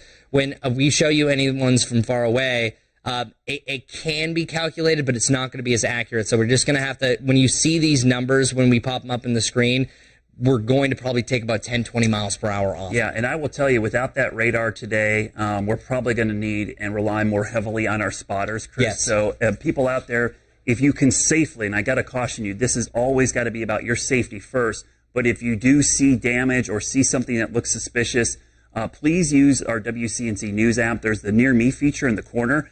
If you use that, you can submit things directly to us, video, pictures, reports. We get them almost instantaneously. Our digital team can turn those around quickly. You can tweet at us as well. So just tag me, WXBrad, on Twitter. I'll be watching Twitter pretty closely. I will check Facebook occasionally, but remember, Facebook has got some limited options with what shows up in your feed. So try to get it to us as quick as possible. Email works as well. You can text them to us as well. But these reports are going to be huge today. We're relying on our cameras, our spotters on the ground to help detect these, because one thing is the radar will detect the rotation, but oftentimes a warning can be issued from a spotter report as well. And I guess one of the good things so far, Chris, is we have not seen a lot of ground truth or reports of rotating wall clouds, funnel clouds, any kind of damage yet. And just looking at our camera from Uptown and from Dallas, it looked ominous, but that's the great thing about having that camera. We could tell if something was going to form. Yeah, and it didn't look like it. No. We often say this all the time, broad rotation. You need it really tight, compact. So what Brad just said, we need you. Let us know. A simple thing is just messaging, and we have a team, a crew that is monitoring everything that. Tell if you see small hail. Tell if the winds are picking up, especially if you see anything such as a shelf cloud or a wall cloud. If you see any rotation, try to keep an eye on that. Sometimes rotation can be tough to depict, but anytime you have a severe thunderstorm warning, also treat it as a tornado warning. Get to your safe spot, because we're going to have times that some of these storms, especially if they start to form a line, that they could spin up a tornado just like that, and it could last for seconds or it can last up for several minutes, as we saw at the end of March. Yeah, and that is so true. I think this is a day we say to be weather aware, Chris, and the reason is because the way the atmosphere is set up, these aren't ordinary storms today. Hopefully they're just severe thunderstorms, but any severe thunderstorm can and will produce a tornado without warning. And we're looking at a storm right now coming through the upstate here that does have some rotation. And this one we're going to have to watch closely, Chris. Yeah. That could be starting to spin. It's also got a little jump in lightning. So that means that updraft is getting up there pretty high as well. Yeah, and let's see how tall this is. So we're seeing these storms bubble up really quickly. So this was all along the warm front, and eventually when the warm front is close to the Raleigh area, that's where you're going to have really one of the two main spots as far as our tornado potential. All the area could see tornado potential, but we had two that were under 10% where better chance for more of an outbreak. We're already seeing the stronger storms. So if you're watching right now from the upstate of South Carolina, this right here, the direction that this is general headed, still off towards the northeast, so right around Van Wyck. Waxhaw, this one's going to be right over you. Over to Mineral Springs, Wesley Chapel, Jars, haven't mentioned that. Hancock, all within line, because we're looking at this, and I'm bringing up the Columbia's radar. It doesn't look super impressive, but you're still seeing a difference as far as the chance for a rotation or maybe a lowering of this cloud within it. Before we were seeing more of a supercell type setup that you had the little appendage where things were starting to wrap back into it. But we're going to keep an eye on this. So right west of Van Wyck, naming a few places. It's neck track. It's probably going to be following along Van Wyck Road, Tranquility Boulevard. Hancock, I think you're directly in line with this. We're seeing the general push for these. Let me get up our radar. It's estimated on the radar 40 miles per hour, but I think just by looking at the other speeds that we're under, you're probably going to see these moving off towards the northeast at about 45 to 50 miles per hour. So let's pull that up. So right from Van Wyck, any other areas that could be associated with this storm? Waxhaw, as we mentioned, about 223, Union at 227, Weddington at 228, Matthews at 235, Hemby Bridge at 235, Idlewild at 240. And it was just moments ago that this really wasn't even much of a storm. It was very linear, just shows how quickly it had. Yeah, Chris, the thing I noticed about those storms moving from the south, you mentioned they spun up quickly, but look at the shape of them. They got kind of that kidney bean shape to them, and that's almost your classic kind of supercellular. The reason they take on that look is because the updraft's rotating. And when we see that, those are ones you watch. And as Chris has mentioned earlier, we're looking for an appendage. If we start seeing a hook or that appendage forming on the southwest side, then we're going to be concerned. I think so far today, we've seen a lot of mid-level rotation, but nothing working its way down to the surface. And honestly, the forward speed, I don't know, what's that one, 55, 60? Yeah, about that. That actually helps us out because sometimes when the parent storm is moving that quickly, it's hard for the tornado to form below because the rotation is moving so quickly the tornado cannot connect with the ground. So sometimes that will help initially, but if a tornado does touch down, these are going to be flying. I mean, these are absolutely racing to the northeast. I was just talking to Brittany. She's heading to the Chevy Storm Tracker, and there's no way she'll catch those storms north. But these ones coming from the south, she's going to be heading down in that direction to kind of catch up with those. And that's also a location where I would expect the next wave to come in later this evening in those areas. What's interesting about those, Chris, that one down in Chester behind it is spinning up just as quickly. So it looks like some kind of boundary or something set up there. Yeah, and that's also not good for flooding as well. Yeah, because we have a training storm system, because notice the general direction it's falling around. So Richburg, you already got bit by that rain. You got another cell, and then the one that's right near 321 south of Chester could also follow it up. But yeah, this one near Van Wyck, you're looking at tremendous rain rates coming down right now at about over 3 inches per hour. However, there's also a chance that some of this could be hail as well, that the main rain could also have a hail core that's associated with this system. A lot of positive lightning strikes. So this thing is actively growing. These are the lightning strikes that rattle the house once they're struck. Seeing this really becoming numerous. And then let's see if we're seeing any hail core associated with this. Any hail size. Not really looking at any hail tracker. Wind shear, not too much with this right now. Cloud heights, though. Check this one out. So we're just going through the measures, by the way. Cloud top's about 40,000 feet on this one. So this one is getting a little bit larger. This is one of the more impressive thunderstorms that we've seen so far. And it's saying something, because we just began. The fact that this is already the first line that things are being warned. Yeah. Notice everything that's happening off towards the west. It's right in here. That's what we're looking at. Yeah. That's what we're worried about. There's numerous severe thunderstorm warnings now over in Tennessee, pushing its way to the northeast. And then eventually, as this is moving off towards the east, the general system, it's going to swing its way back up. So then you're going to have more storms that are kind of forming in that direction. And Brad, I saw your vlog that you did the other day, and I want to show you the reason why we're even seeing this. It's all associated with all the different wind directions. So let's start it right here. It's wind directions coming from this way.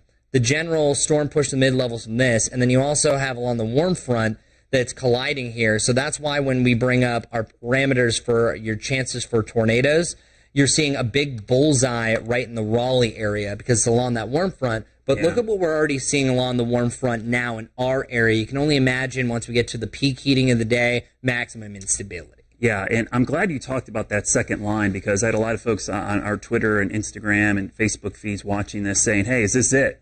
And like, no, this is like the appetizer. This is just the beginning. This is actually a little more than I expected out of the warm front this morning and this afternoon, but this is setting the stage. Real quickly, Chris, can you show the visible satellite image? I want to widen this out. And I want to show you the clearing that's taking place between these lines. Because what's interesting, this first batch is moving through, and then behind it, there's a pretty significant clearing going on where we're likely going to see the sun out for several hours before that next line gets here. And I mentioned this morning that sun was not our friend today. And now while the sun hasn't been out like fully intense, it was thin enough cloud cover that we actually saw some pretty good warming going on. So this first batch of storms, there you go.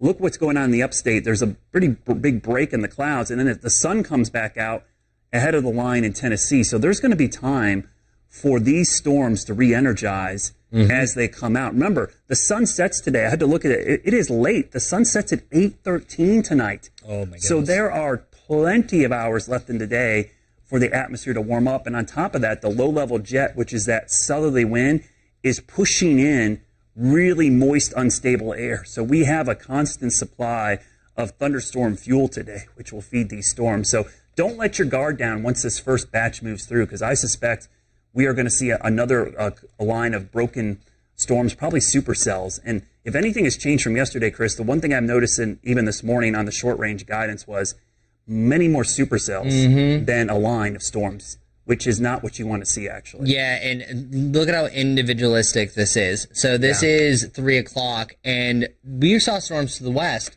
There are a lot of storms that haven't even happened yet. Haven't formed yet. There could be the strongest thunderstorm that isn't even a factor right now.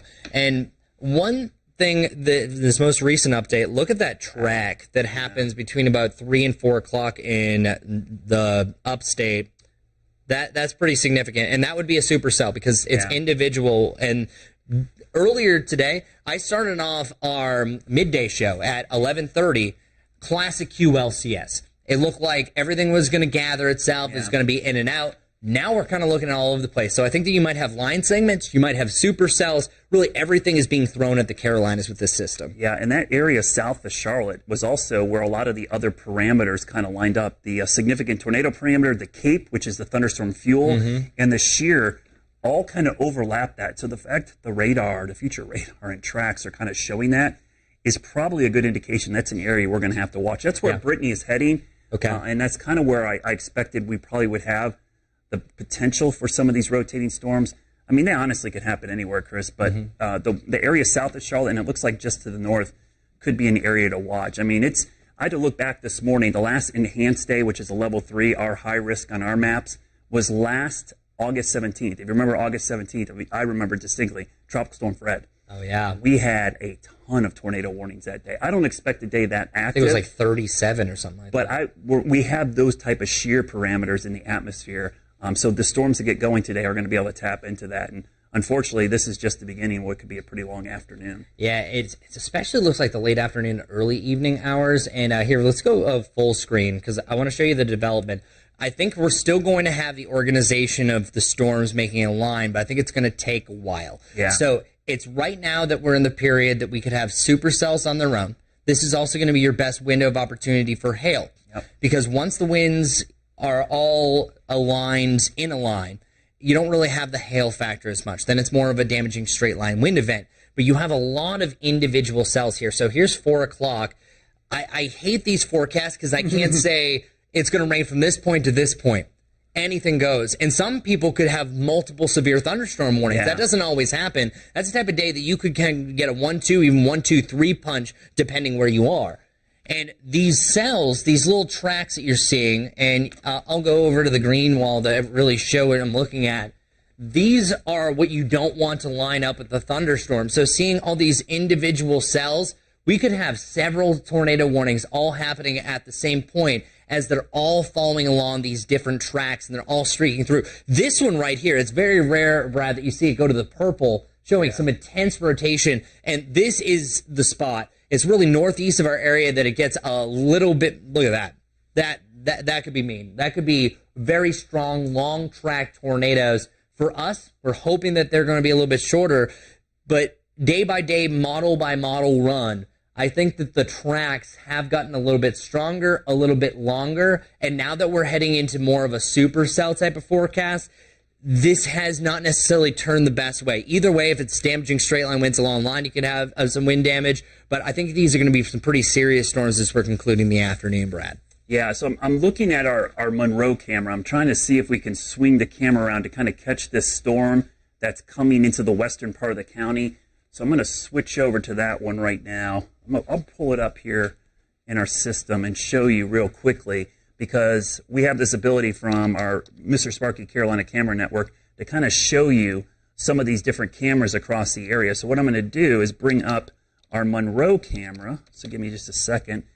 Bring it up and you'll see it momentarily on your screen. Now there will be a little delay in when I move the camera. Can we go to Weather 1? Yeah, go to Weather 1, guys, real quickly. I think that's the Government Center. Let me see if this one is any different. There we go. This is the one I'm talking about. So this is downtown. So you see that base. That's what I'm looking at. So I'm going to go over here to the control real quick, and we'll try to get control of this. And I'm going to pan this to the right a little bit. It'll take a second to show up. And what I'm doing is just keeping an eye on the base of this storm. And what I mean by the base of the storm, we're basically looking down below where the cloud is closest to the ground. And what we're looking for here is some rotation or a wall cloud to form. A wall cloud is a lowering. It's a very, very narrow lowering. It's underneath the updraft. It will actually rotate sometimes, and the tornado will come out of there. Now, these dark lines here, that's actually rain. That's the rain shaft or the shield of rain. Right on the backside of the storm where the rain stops, sometimes it stops. In some of our rain wrap storms, it doesn't.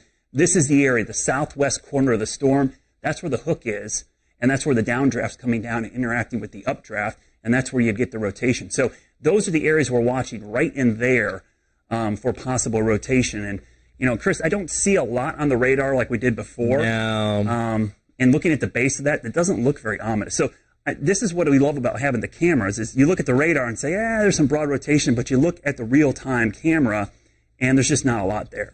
Yeah, and those are some of our newer cameras for our WCNC weather team, so that's great. A lot of lightning just popped up with this very recently. So if you're walking from Waxhaw, this storm is really intensifying. This is the one I would say is our biggest concern right now. We did have a little bit of, where is it right there, for our storm tracks, some early rotation signatures, and that's what that is depicting. So let's put another track on this, the way that this is going. All right, so over the next 40 minutes, Weddington, you're already included. Don't worry about you. Hemby Bridge about 2:40, Cabarrus at 2:53, Locust at 3 o'clock, and Oakboro at 3:04. And where the placement of that early indicator, by the way, is just where it first was indicated. And we saw that earlier. We already brought that to you where we were looking at this. That's not super impressive, but that was. So that was not warned. Once you're seeing those, that does show that this thing's trying at least. So if anyone's watching from Wesley Chapel, Weddington, as we already mentioned, Unionville, it's really between Matthews and Monroe. I think the heart of this is going to be closing through where it's headed for. Right over Waxhaw there, heading towards Mineral Springs there, Stonebridge community heading over there, and then towards Wesley Chapel. So it looks like it's trending to the northeast a little bit, so maybe getting closer to the Mecklenburg County line as it moves that way. But yeah, it's interesting that broad rotation and the spike, and that's where the updraft is right there, where you're seeing those positive strikes. And it's trying, you're right, it's trying to spin there. I bet there is hail in there. And just looking at the reflectivity, it's rotating. Yeah, the backside. That's interesting. That is definitely, and the good news, Chris, for the first time in a while, we have no active warnings. Yeah.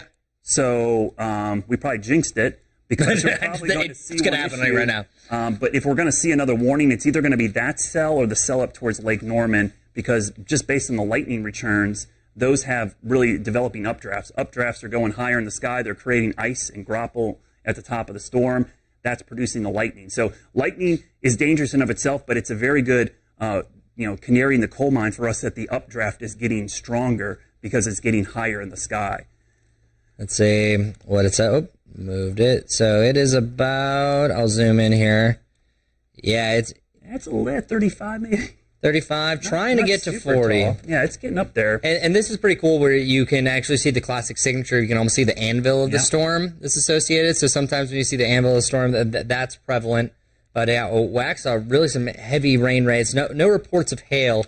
Speaking of any of our storm reports in here, I can bring the Monroe camera up to see what's happening around there. Yeah, you look at that. You can see the core of that storm. That's not something you want to be in, but it technically is not producing any severe wind gusts. So no severe thunderstorm warnings. This batch of rain, I would say that we're seeing a regeneration as far as the lightning goes, close to Huntersville and Mooresville in the southern part of Iredell County, over to Rowan County. But this storm system that you're seeing up towards the north, I think should be clear of most of our northern counties by about the 3 o'clock area. And then this little cell just going to do what it does. I still think it could be some localized flooding too in an area such as Van Wyck, because Van Wyck, you already had some very heavy rain from that storm system, and then you also have a little bit. But likely, since this storm is so strong west of Monroe, that the tail of this will likely start to weaken.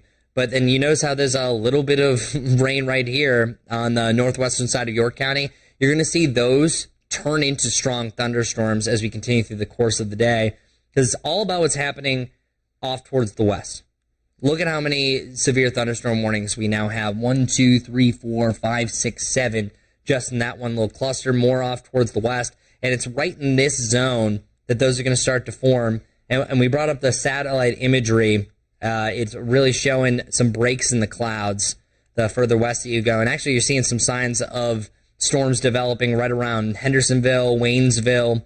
And it just looks like rain, but those could start forming into some thunderstorms because that's cooking right now. You're seeing sunshine actively there. Yeah, and all of those have tornado tags on those warnings, Chris. I was just looking at the chat back there. So even though there's the severe thunderstorm warnings, as you mentioned earlier, and we could reiterate this all day, these severe thunderstorm warnings aren't your normal warnings today. You need to kind of treat these as like the next step to a tornado warning. We have a tornado watch for the whole area until 8 p.m. tonight. That means conditions are favorable for tornadoes to form in and around the watch area.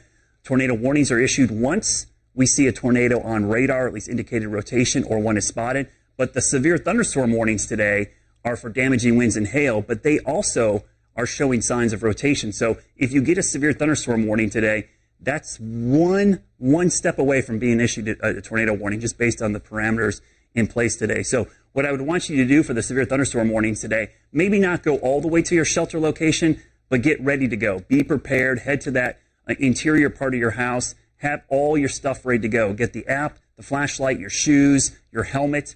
Get that area cleared out. Get ready to go, because once there's a warning issue, we want you to act, not to sit around and go, what should we do?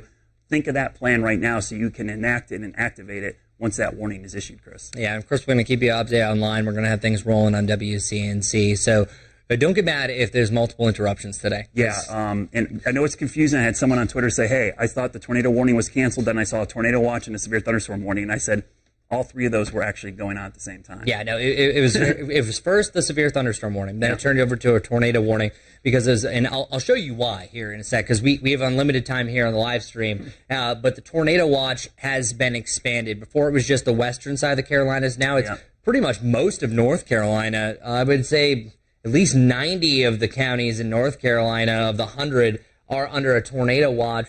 The only thing that it's excluded from our area is going to be Chesterfield County, but whenever that doesn't mean anything. Yeah. I would still say just because you're not under the watch, there's always kind of within a 25-mile radius that some of this can happen, and that I believe is still until 8 o'clock. I would think so. 8 o'clock, 10 o'clock. Oh wait, no, that was to the north. For us, it's 8 o'clock. For the Raleigh area, it's in until 10 o'clock. So 8 o'clock, we have the tornado watch. I think that's really the prime time anyways. It's going to happen quickly for the last batch of the storms. They'll move through by the late afternoon, heading into the early evening. The window has opened, though, for severe storms. The window is now open. It's not going to close until really the sun sets. Yeah, I would say, and Christy said within 25 miles. I think anywhere in and around the watch area, you need to be prepared for a tornado, because As we know, tornadoes and storms don't stop at the county line. They don't know these boundaries. That's a rough estimate when you see the boundaries put up there. But if you're anywhere within that area, a county or two, I would definitely still treat this as if you're under a tornado watch. We'll give you the all clear. Once we see kind of that back edge, the second line move through, we'll give you the all clear when we think the threat is completely over. But I will tell you, this first threat is not the end of it. This is just the beginning. We've got a long time to go. Chris is circling there on the map. Look at all the sunshine out there. Yep. I mean, that's remember, right I'm there. looking at my watch. It's 2:30. Peak heating this time of year is about 4 o'clock. So we've got plenty of time for things to heat up this afternoon. I think sometimes we forget that, the sun is setting so late, so the heating of the day is actually delayed a little bit. It's more in the early evening than it is mid-afternoon like we normally would see back in early spring. Yeah, and you have the main push of storms off towards the west because that was a little bit close to the front. Then it's going to form what's called a prefrontal boundary. So it's not necessarily these storms that are all being highlighted now, which already have reports of hail. We already have wind damage report. You look upstream. What's happening to our friends off towards the west? Likely it's going to happen there. So what we do know is you're going to have storms that are coming likely from the southwest to the northeast. Yep. Sometimes an individual storm can start to shift either north-northeast or east directly. It can have a mind of its own. We've seen rotation. We've already seen, even the ones that haven't been warned, broad rotation within the storm. These are also a little bit shallower as well. I saw the base of the clouds at around 1,500 feet, according to our Dallas camera. Yeah. The shallower that the base of the storm is, the better chance actually for a tornado, because it still has to spin down and make contact for it to technically be a tornado. Yeah, it was kind of cool to see the camera. We were basically almost at eye height with the base of the cloud. That's pretty low cloud base. I mean, and if it gets below that, you're really talking about some development, because the shorter that distance is between the ground and the cloud, the easier it is for the tornado to spin up. It's oftentimes why some people think the mountains protect us. If that storm were to move into higher elevations, the distance changes between the ground and the cloud, because the ground actually comes up closer. So there's a lot of indications that these move into the foothills. Sometimes the rotation can be a little more intense. And especially as Chris mentioned, the southwest and northeast movement is going to be moving from lower elevation to higher elevation as it wraps around. That's also, that movement, Chris, kind of shows you, not to get too far into the weather weeds here, but that shows you the negative tilt to the trough, the upper level system, how everything is wrapping back around to the northwest. That increases the wind shear. As the tilt of the system goes back to the west, we call that a negative tilt, that increases the wind shear ahead of it. So I would anticipate the closer you are to that low, which is over there, was it over in like northern Kentucky, southern Ohio? The closer you get there into any of those fronts, the more you have wind shear. So that's actually an area to watch as the storms get up in this direction. Yeah, because it's rotating like this, the general push of the low pressure system right underneath there. You can have some mean ones, especially right under the warm front. And we're actively called, since we are raising your weather IQ always, we're in the warm sector. So There's warm a new air. warning. We do have a new warning. New severe thunderstorm warning. Okay. I'm guessing, let's see.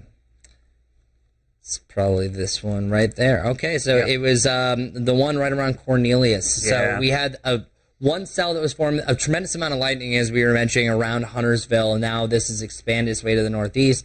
This is expiring at 3:15, and at that point, the core of this will be out of Rowan County. And this is another fast mover, of course. So this is now moving off towards the northeast, actually 30 miles per hour. I thought it would be moving faster. That also shows individual thunderstorms. Not everything is going to be moving at 45 to 50. I think most it will be in that range. But this one's a little bit slower. This one kind of screeched on the brakes a little bit. I think this one's kind of riding the momentum of the warm front. Yeah, that makes, as I say, it's getting back towards the low. It's probably slowing down because it's closer to the surface low.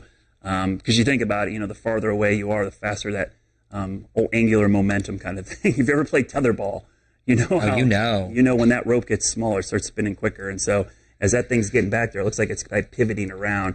But I agree, Chris. I think that the storms today are all going to be moving at odd speeds and directions. Don't expect all of them to just move in a straight line or to the northeast. We could have some that turn to the left. If we have one that turns to the right, we really got to watch those, the right turners, because that would enhance the wind shear as well. And once you get along the front, as you mentioned, all bets are off, because you have all kinds of helicity and weird changing winds close to that warm front. Yeah, and there's the two best chances for tornadoes. We all have it. is you're seeing this one right down here, already in Georgia. The reason why is it's a lot more unstable down there.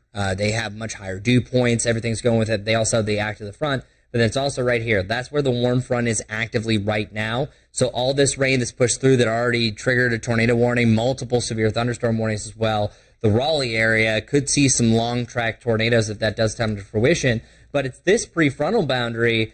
Look at how close it is to the cold front. So it's not actually the cold front that's going to be moving through right away. This storm system kind of gets hung up as we head into the weekend with some wraparound rain. Yeah. But it's going to continue to start to fill in the gaps. We're already starting to see it right here, even though it's just general rain. These likely are just picking up as like darker clouds. Mm-hmm. And then eventually you're going to see this really start to populate. You know what I think, Chris, what happened, this warm front, why it got so activated today? At one point, there was pretty thick clouds over the Piedmont of North Carolina. And basically what happened is you had a differential heating boundary because sun is warming up South Carolina. It's cool underneath the clouds. So your de facto warm front is forming on the edge of that cloud base. And as the clearing line went north, this is what happened. We saw a trigger, and it happened right around the middle of the day.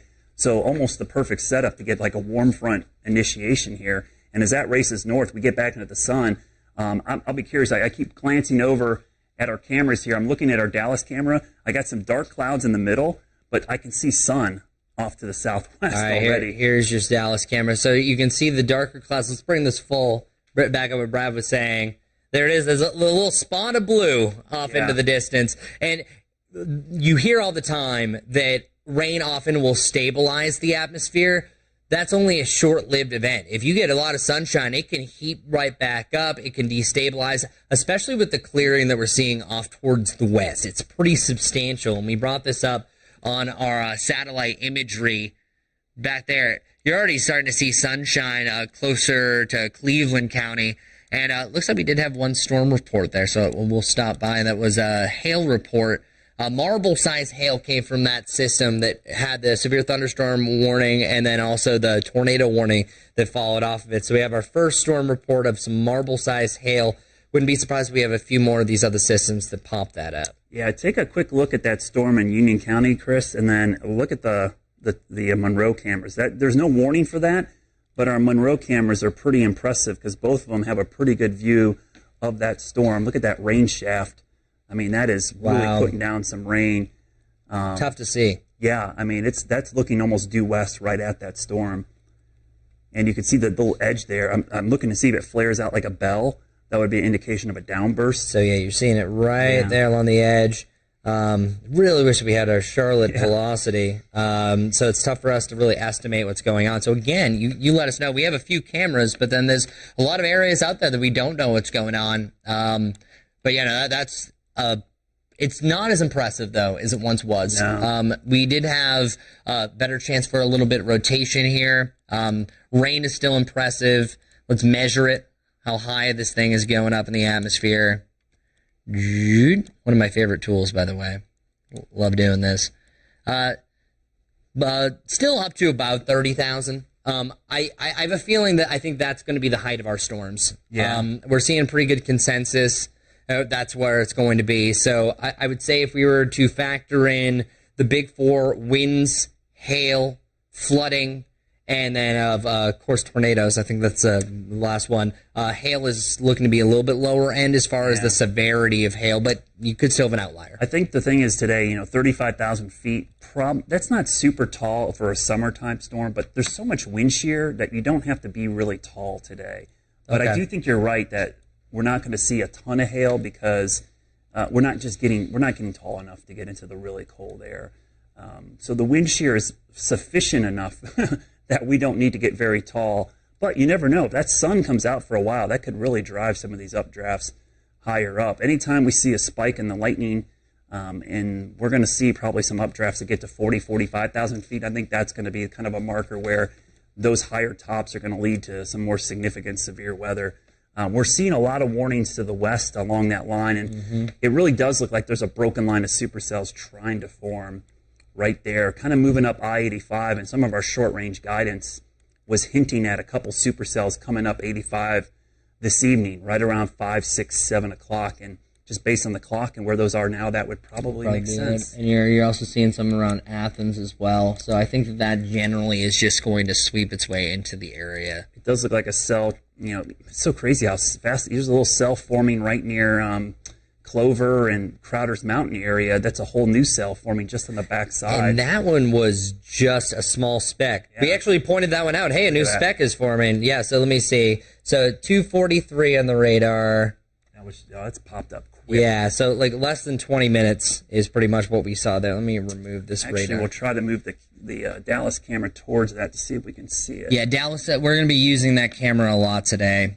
Yeah, so look at how intense that rotates. So that means it's nothing major at this point, but Gastonia, you're going to have another quick burst of rain. A lot of bursts of rain of a lot of these cells.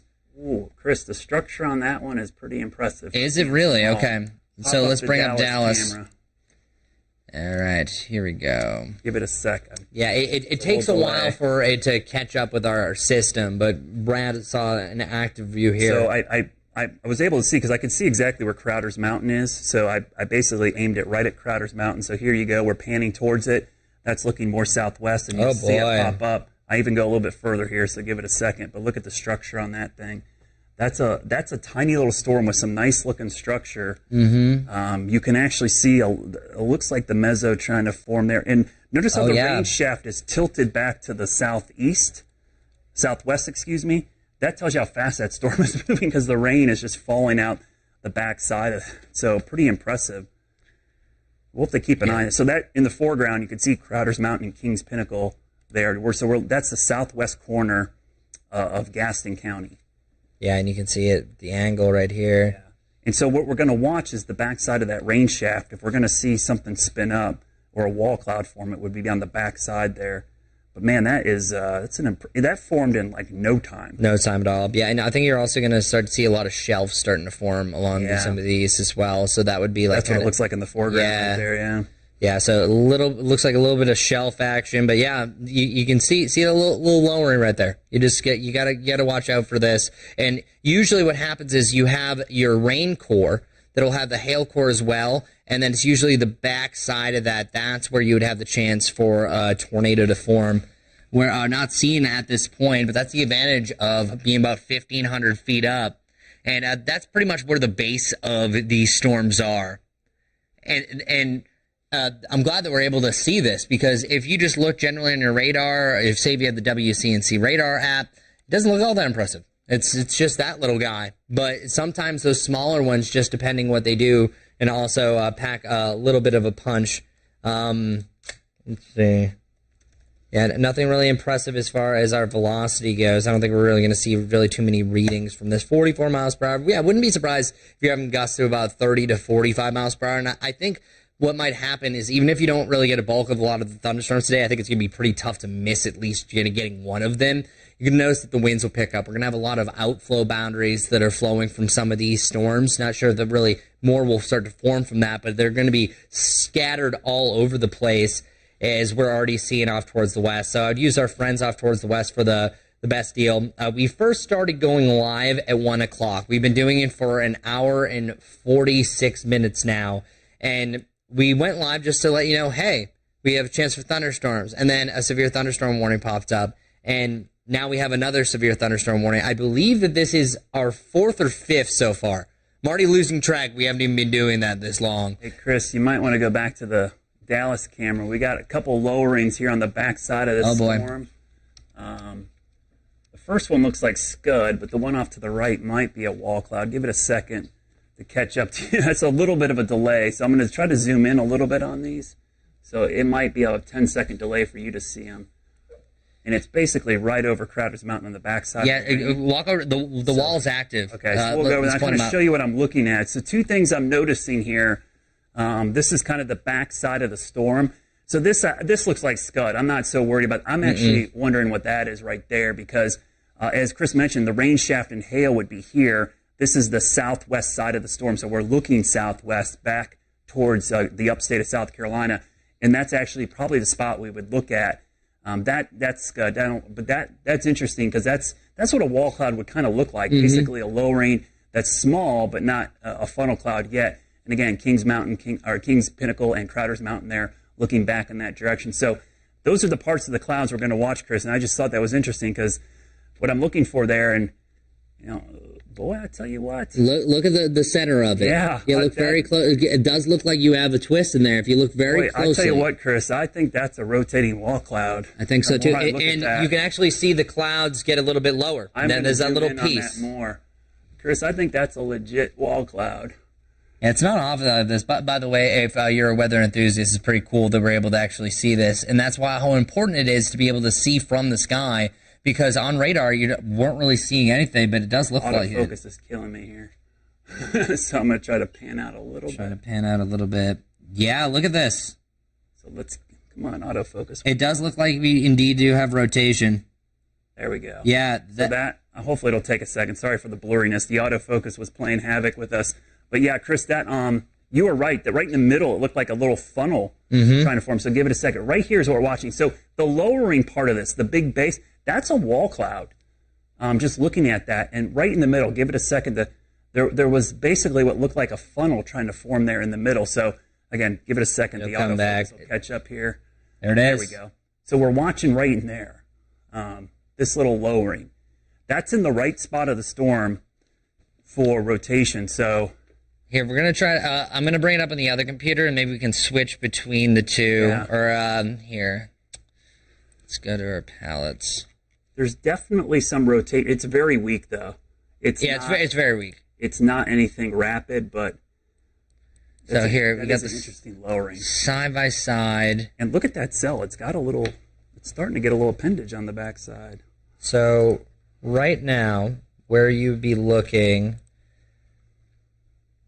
Right now. So we're basically here looking back towards this corner. Yeah, so Dallas, by the way. It's this appendage back here. So right here is what we're looking at in the backside. Because this is the main range shaft, and then right here is that little appendage. So right there. Yep. So you're looking at something come down. And I think a lot of storms are going to do this, Brad. I think there's going to be a lot of rotating wall clouds. This one, I don't think is going to be the biggest concern, but this can change pretty quickly. But these are the type of things, 101, when you see that lowering, that's where you want to try to get inside and into your safe place, because you never know, because oftentimes these can develop really quickly, because in a matter of seconds, that lowering that we saw before could be the actual funnel that is lowering to the ground, and oftentimes the winds are circulating beneath that already, besides anything you see, because what we see of the tornado is usually dust, debris, or condensation. Yeah, I mean, you've got some confirmation here that there's something rotating there, because we've got the live picture, but the radar actually matches what we're seeing. You see the little appendage actually looking a little stronger on the backside. So the shape of the cell and that little appendage shows there is some rotation in that storm. But just watching this, we're getting a pretty good view of it. It is not near the ground yet. But the fact that we've got that rotation going on, and to me, that looks like a wall cloud. That's a legit wall cloud right there. And it doesn't seem to be rotating violently. There's two types of wall clouds. There's a wall cloud, rotating wall cloud, and then you get rapidly rotating, and eventually you could get a tornado out of that. But that's why we got it zoomed in on that area, because we're going to keep an eye right on that part of the storm. So, yeah, and it's right there. Yeah. That right there. And before, it was just the clouds. You can kind of see it rotating right there. Over the last 5 minutes, that's been a significant development, because it was barely anything, but now you're actually seeing that distance. And over a big broad scale, that could be about 100 feet when you factor all that in. So I'm going to zoom in on the radar. I'm just going to turn the radar off for a second, because I'm going to show you where Crowder's Mountain is. It's right there's Crowder's Creek comes up there. So there's the mountain. There's Pinnacle Road right there. So basically the part on the map, I took the radar off just so you could see. So those are the mountains you see over here. You see those mountains? That's those right there. There's the one peak. That's Crowder's, and then King's Pinnacle's right there. So those are so what we're looking at is right in this area. So let me turn the radar back on top of that, and you can see that's the area we're looking at. This area around Sabre Drive, Tibor Drive, Battleground. So this is going into Kings Mountain State Park, going across the border. That's where that rotate. And just widen out. Look at the radar. I mean, this thing is your classic. It's a mini supercell, looks like. It's got this kind of wrapping, and the inflows coming in like this. So there's some broad rotation in there. I'm glad we have this view because this is something you can't really see well from the radar. The fact that we can see the base, and that wall cloud's still there. It's a little fuzzy. It is. It seems like it's kind of starting to lose it. Yeah. Here, I'm going to go back in time, and I want to show you exactly what an appendage should look like. Because we did have a storm that was right about here. So if we go back in time, see how there's that little notch? If that storm that we're watching in Dallas right now, and here I'll circle it, develops more of something like this, that is showing that you have the appendage and then the little notch, the inflow where you have the tornado. So that's where a wall cloud would be forming, and that's exactly what we're seeing right now. It's not as impressive as the one that did chime tornado warning, but still pretty impressive right back here because you can see it right about, can't find my tool, there. Now it sees, if this starts bending back that way, then that would be the intensification in the wall cloud, even though it does look like it's kind of starting to... Yeah, it's kind of losing it. Yeah, it's losing it now. But you did see the first initial attempt at developing here.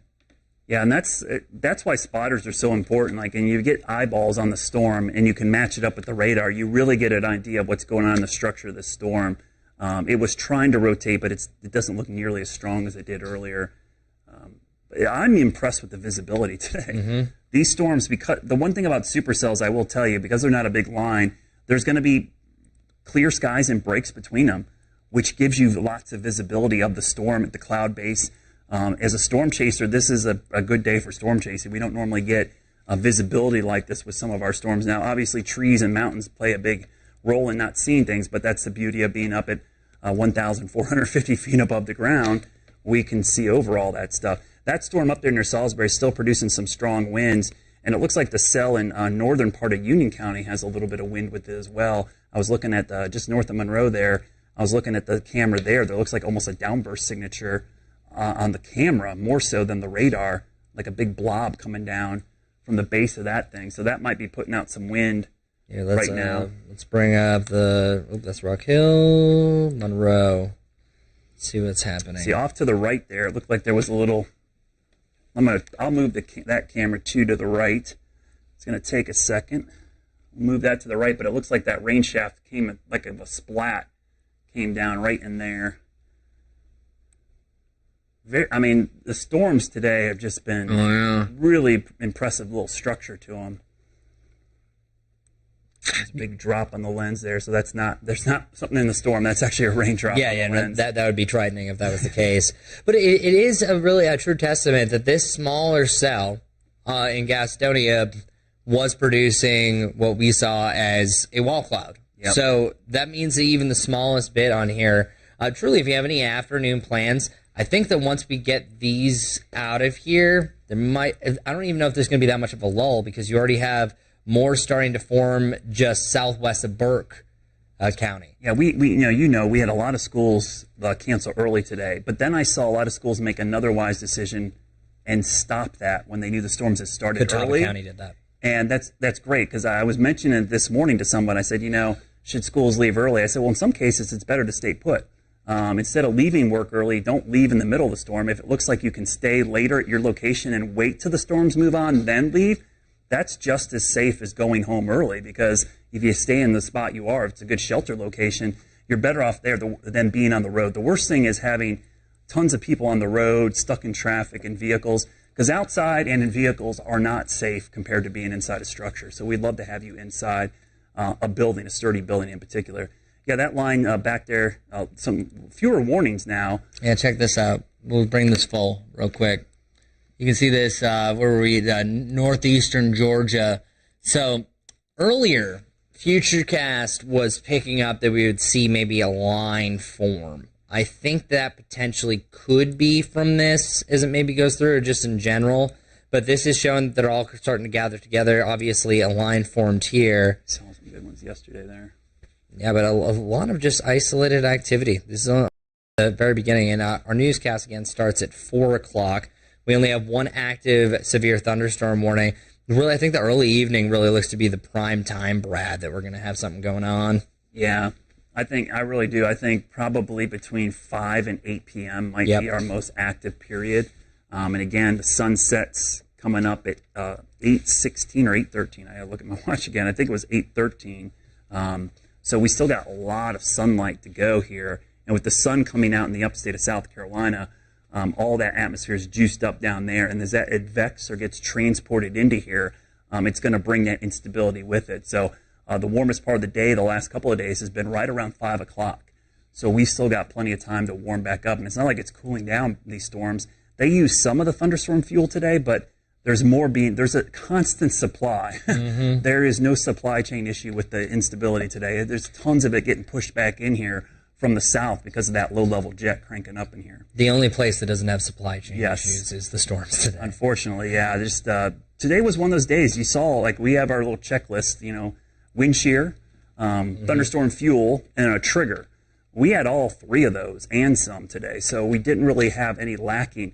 The one thing was the sunshine, but I really wasn't overly concerned with the sunshine because it was so warm and humid already this morning, even with the clouds.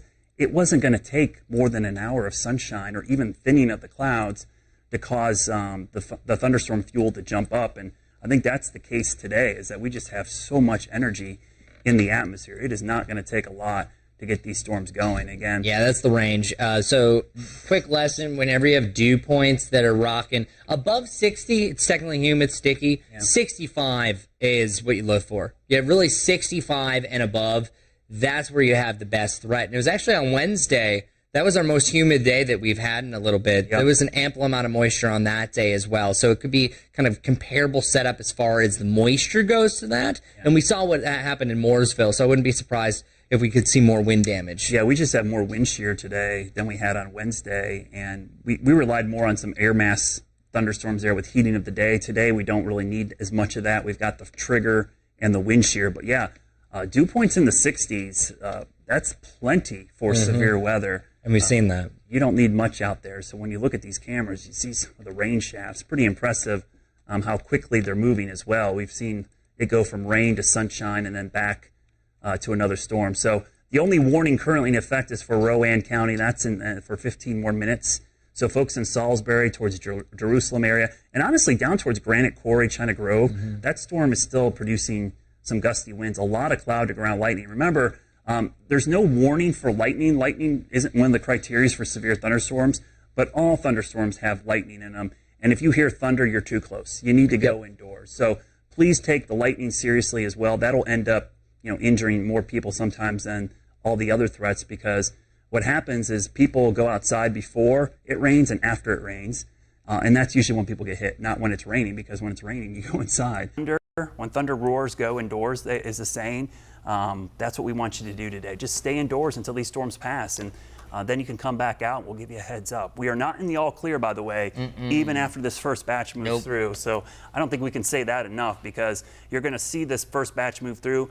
As Chris mentioned, it maybe not a lull, but maybe a slight break. Slight break, yeah, I think that's the best way to put it. And the sun might even come out, and you're thinking, oh, it's over, that was it. Boy, that wasn't all that much. We thought we were going to get more. And yeah, we are, because there's still this big batch of rain back to the west that has to move through. I think we're also getting repeated tracks, too. Yeah. So some training thunderstorms, it's not the major threat comparatively, especially if you have damaging winds and tornado threat. But now we're seeing the other one move through Gastonia. That is also going to move through northern Mecklenburg these County. Little cells that are popping up. Just out of nowhere. And there's another one that's right now just south of Cleveland County. That one came out of nowhere. That one just popped up, and we just had a cell there. So I wouldn't be surprised if multiple areas are going to see repeat of multiple thunderstorms. The more we see, of course, and if they start moving a little bit slower, as we're seeing right now in Rowan County, that could lead to some flash flooding. So when it comes to hail, damaging winds, flooding, tornadoes, dangerous lightning, we got the Fab 5 going on here all throughout the day.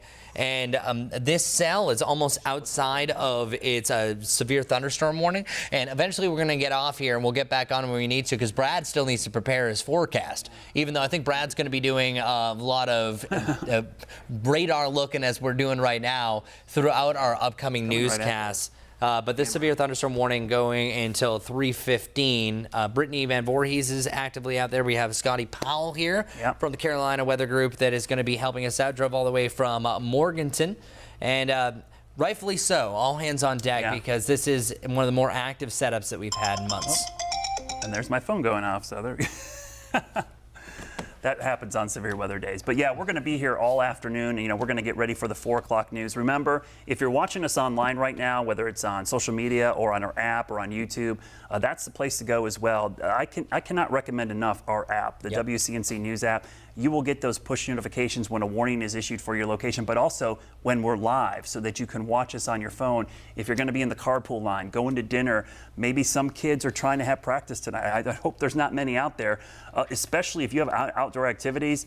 You need to be hyper weather aware. I know there's a lot of camping going on at Rural Hill this weekend. There's a bunch of other activities. You need to stay weather aware this evening. We'll give you the all clear, and of course, we'll have you covered throughout the evening right here on WCNC Charlotte. Thanks a lot, guys.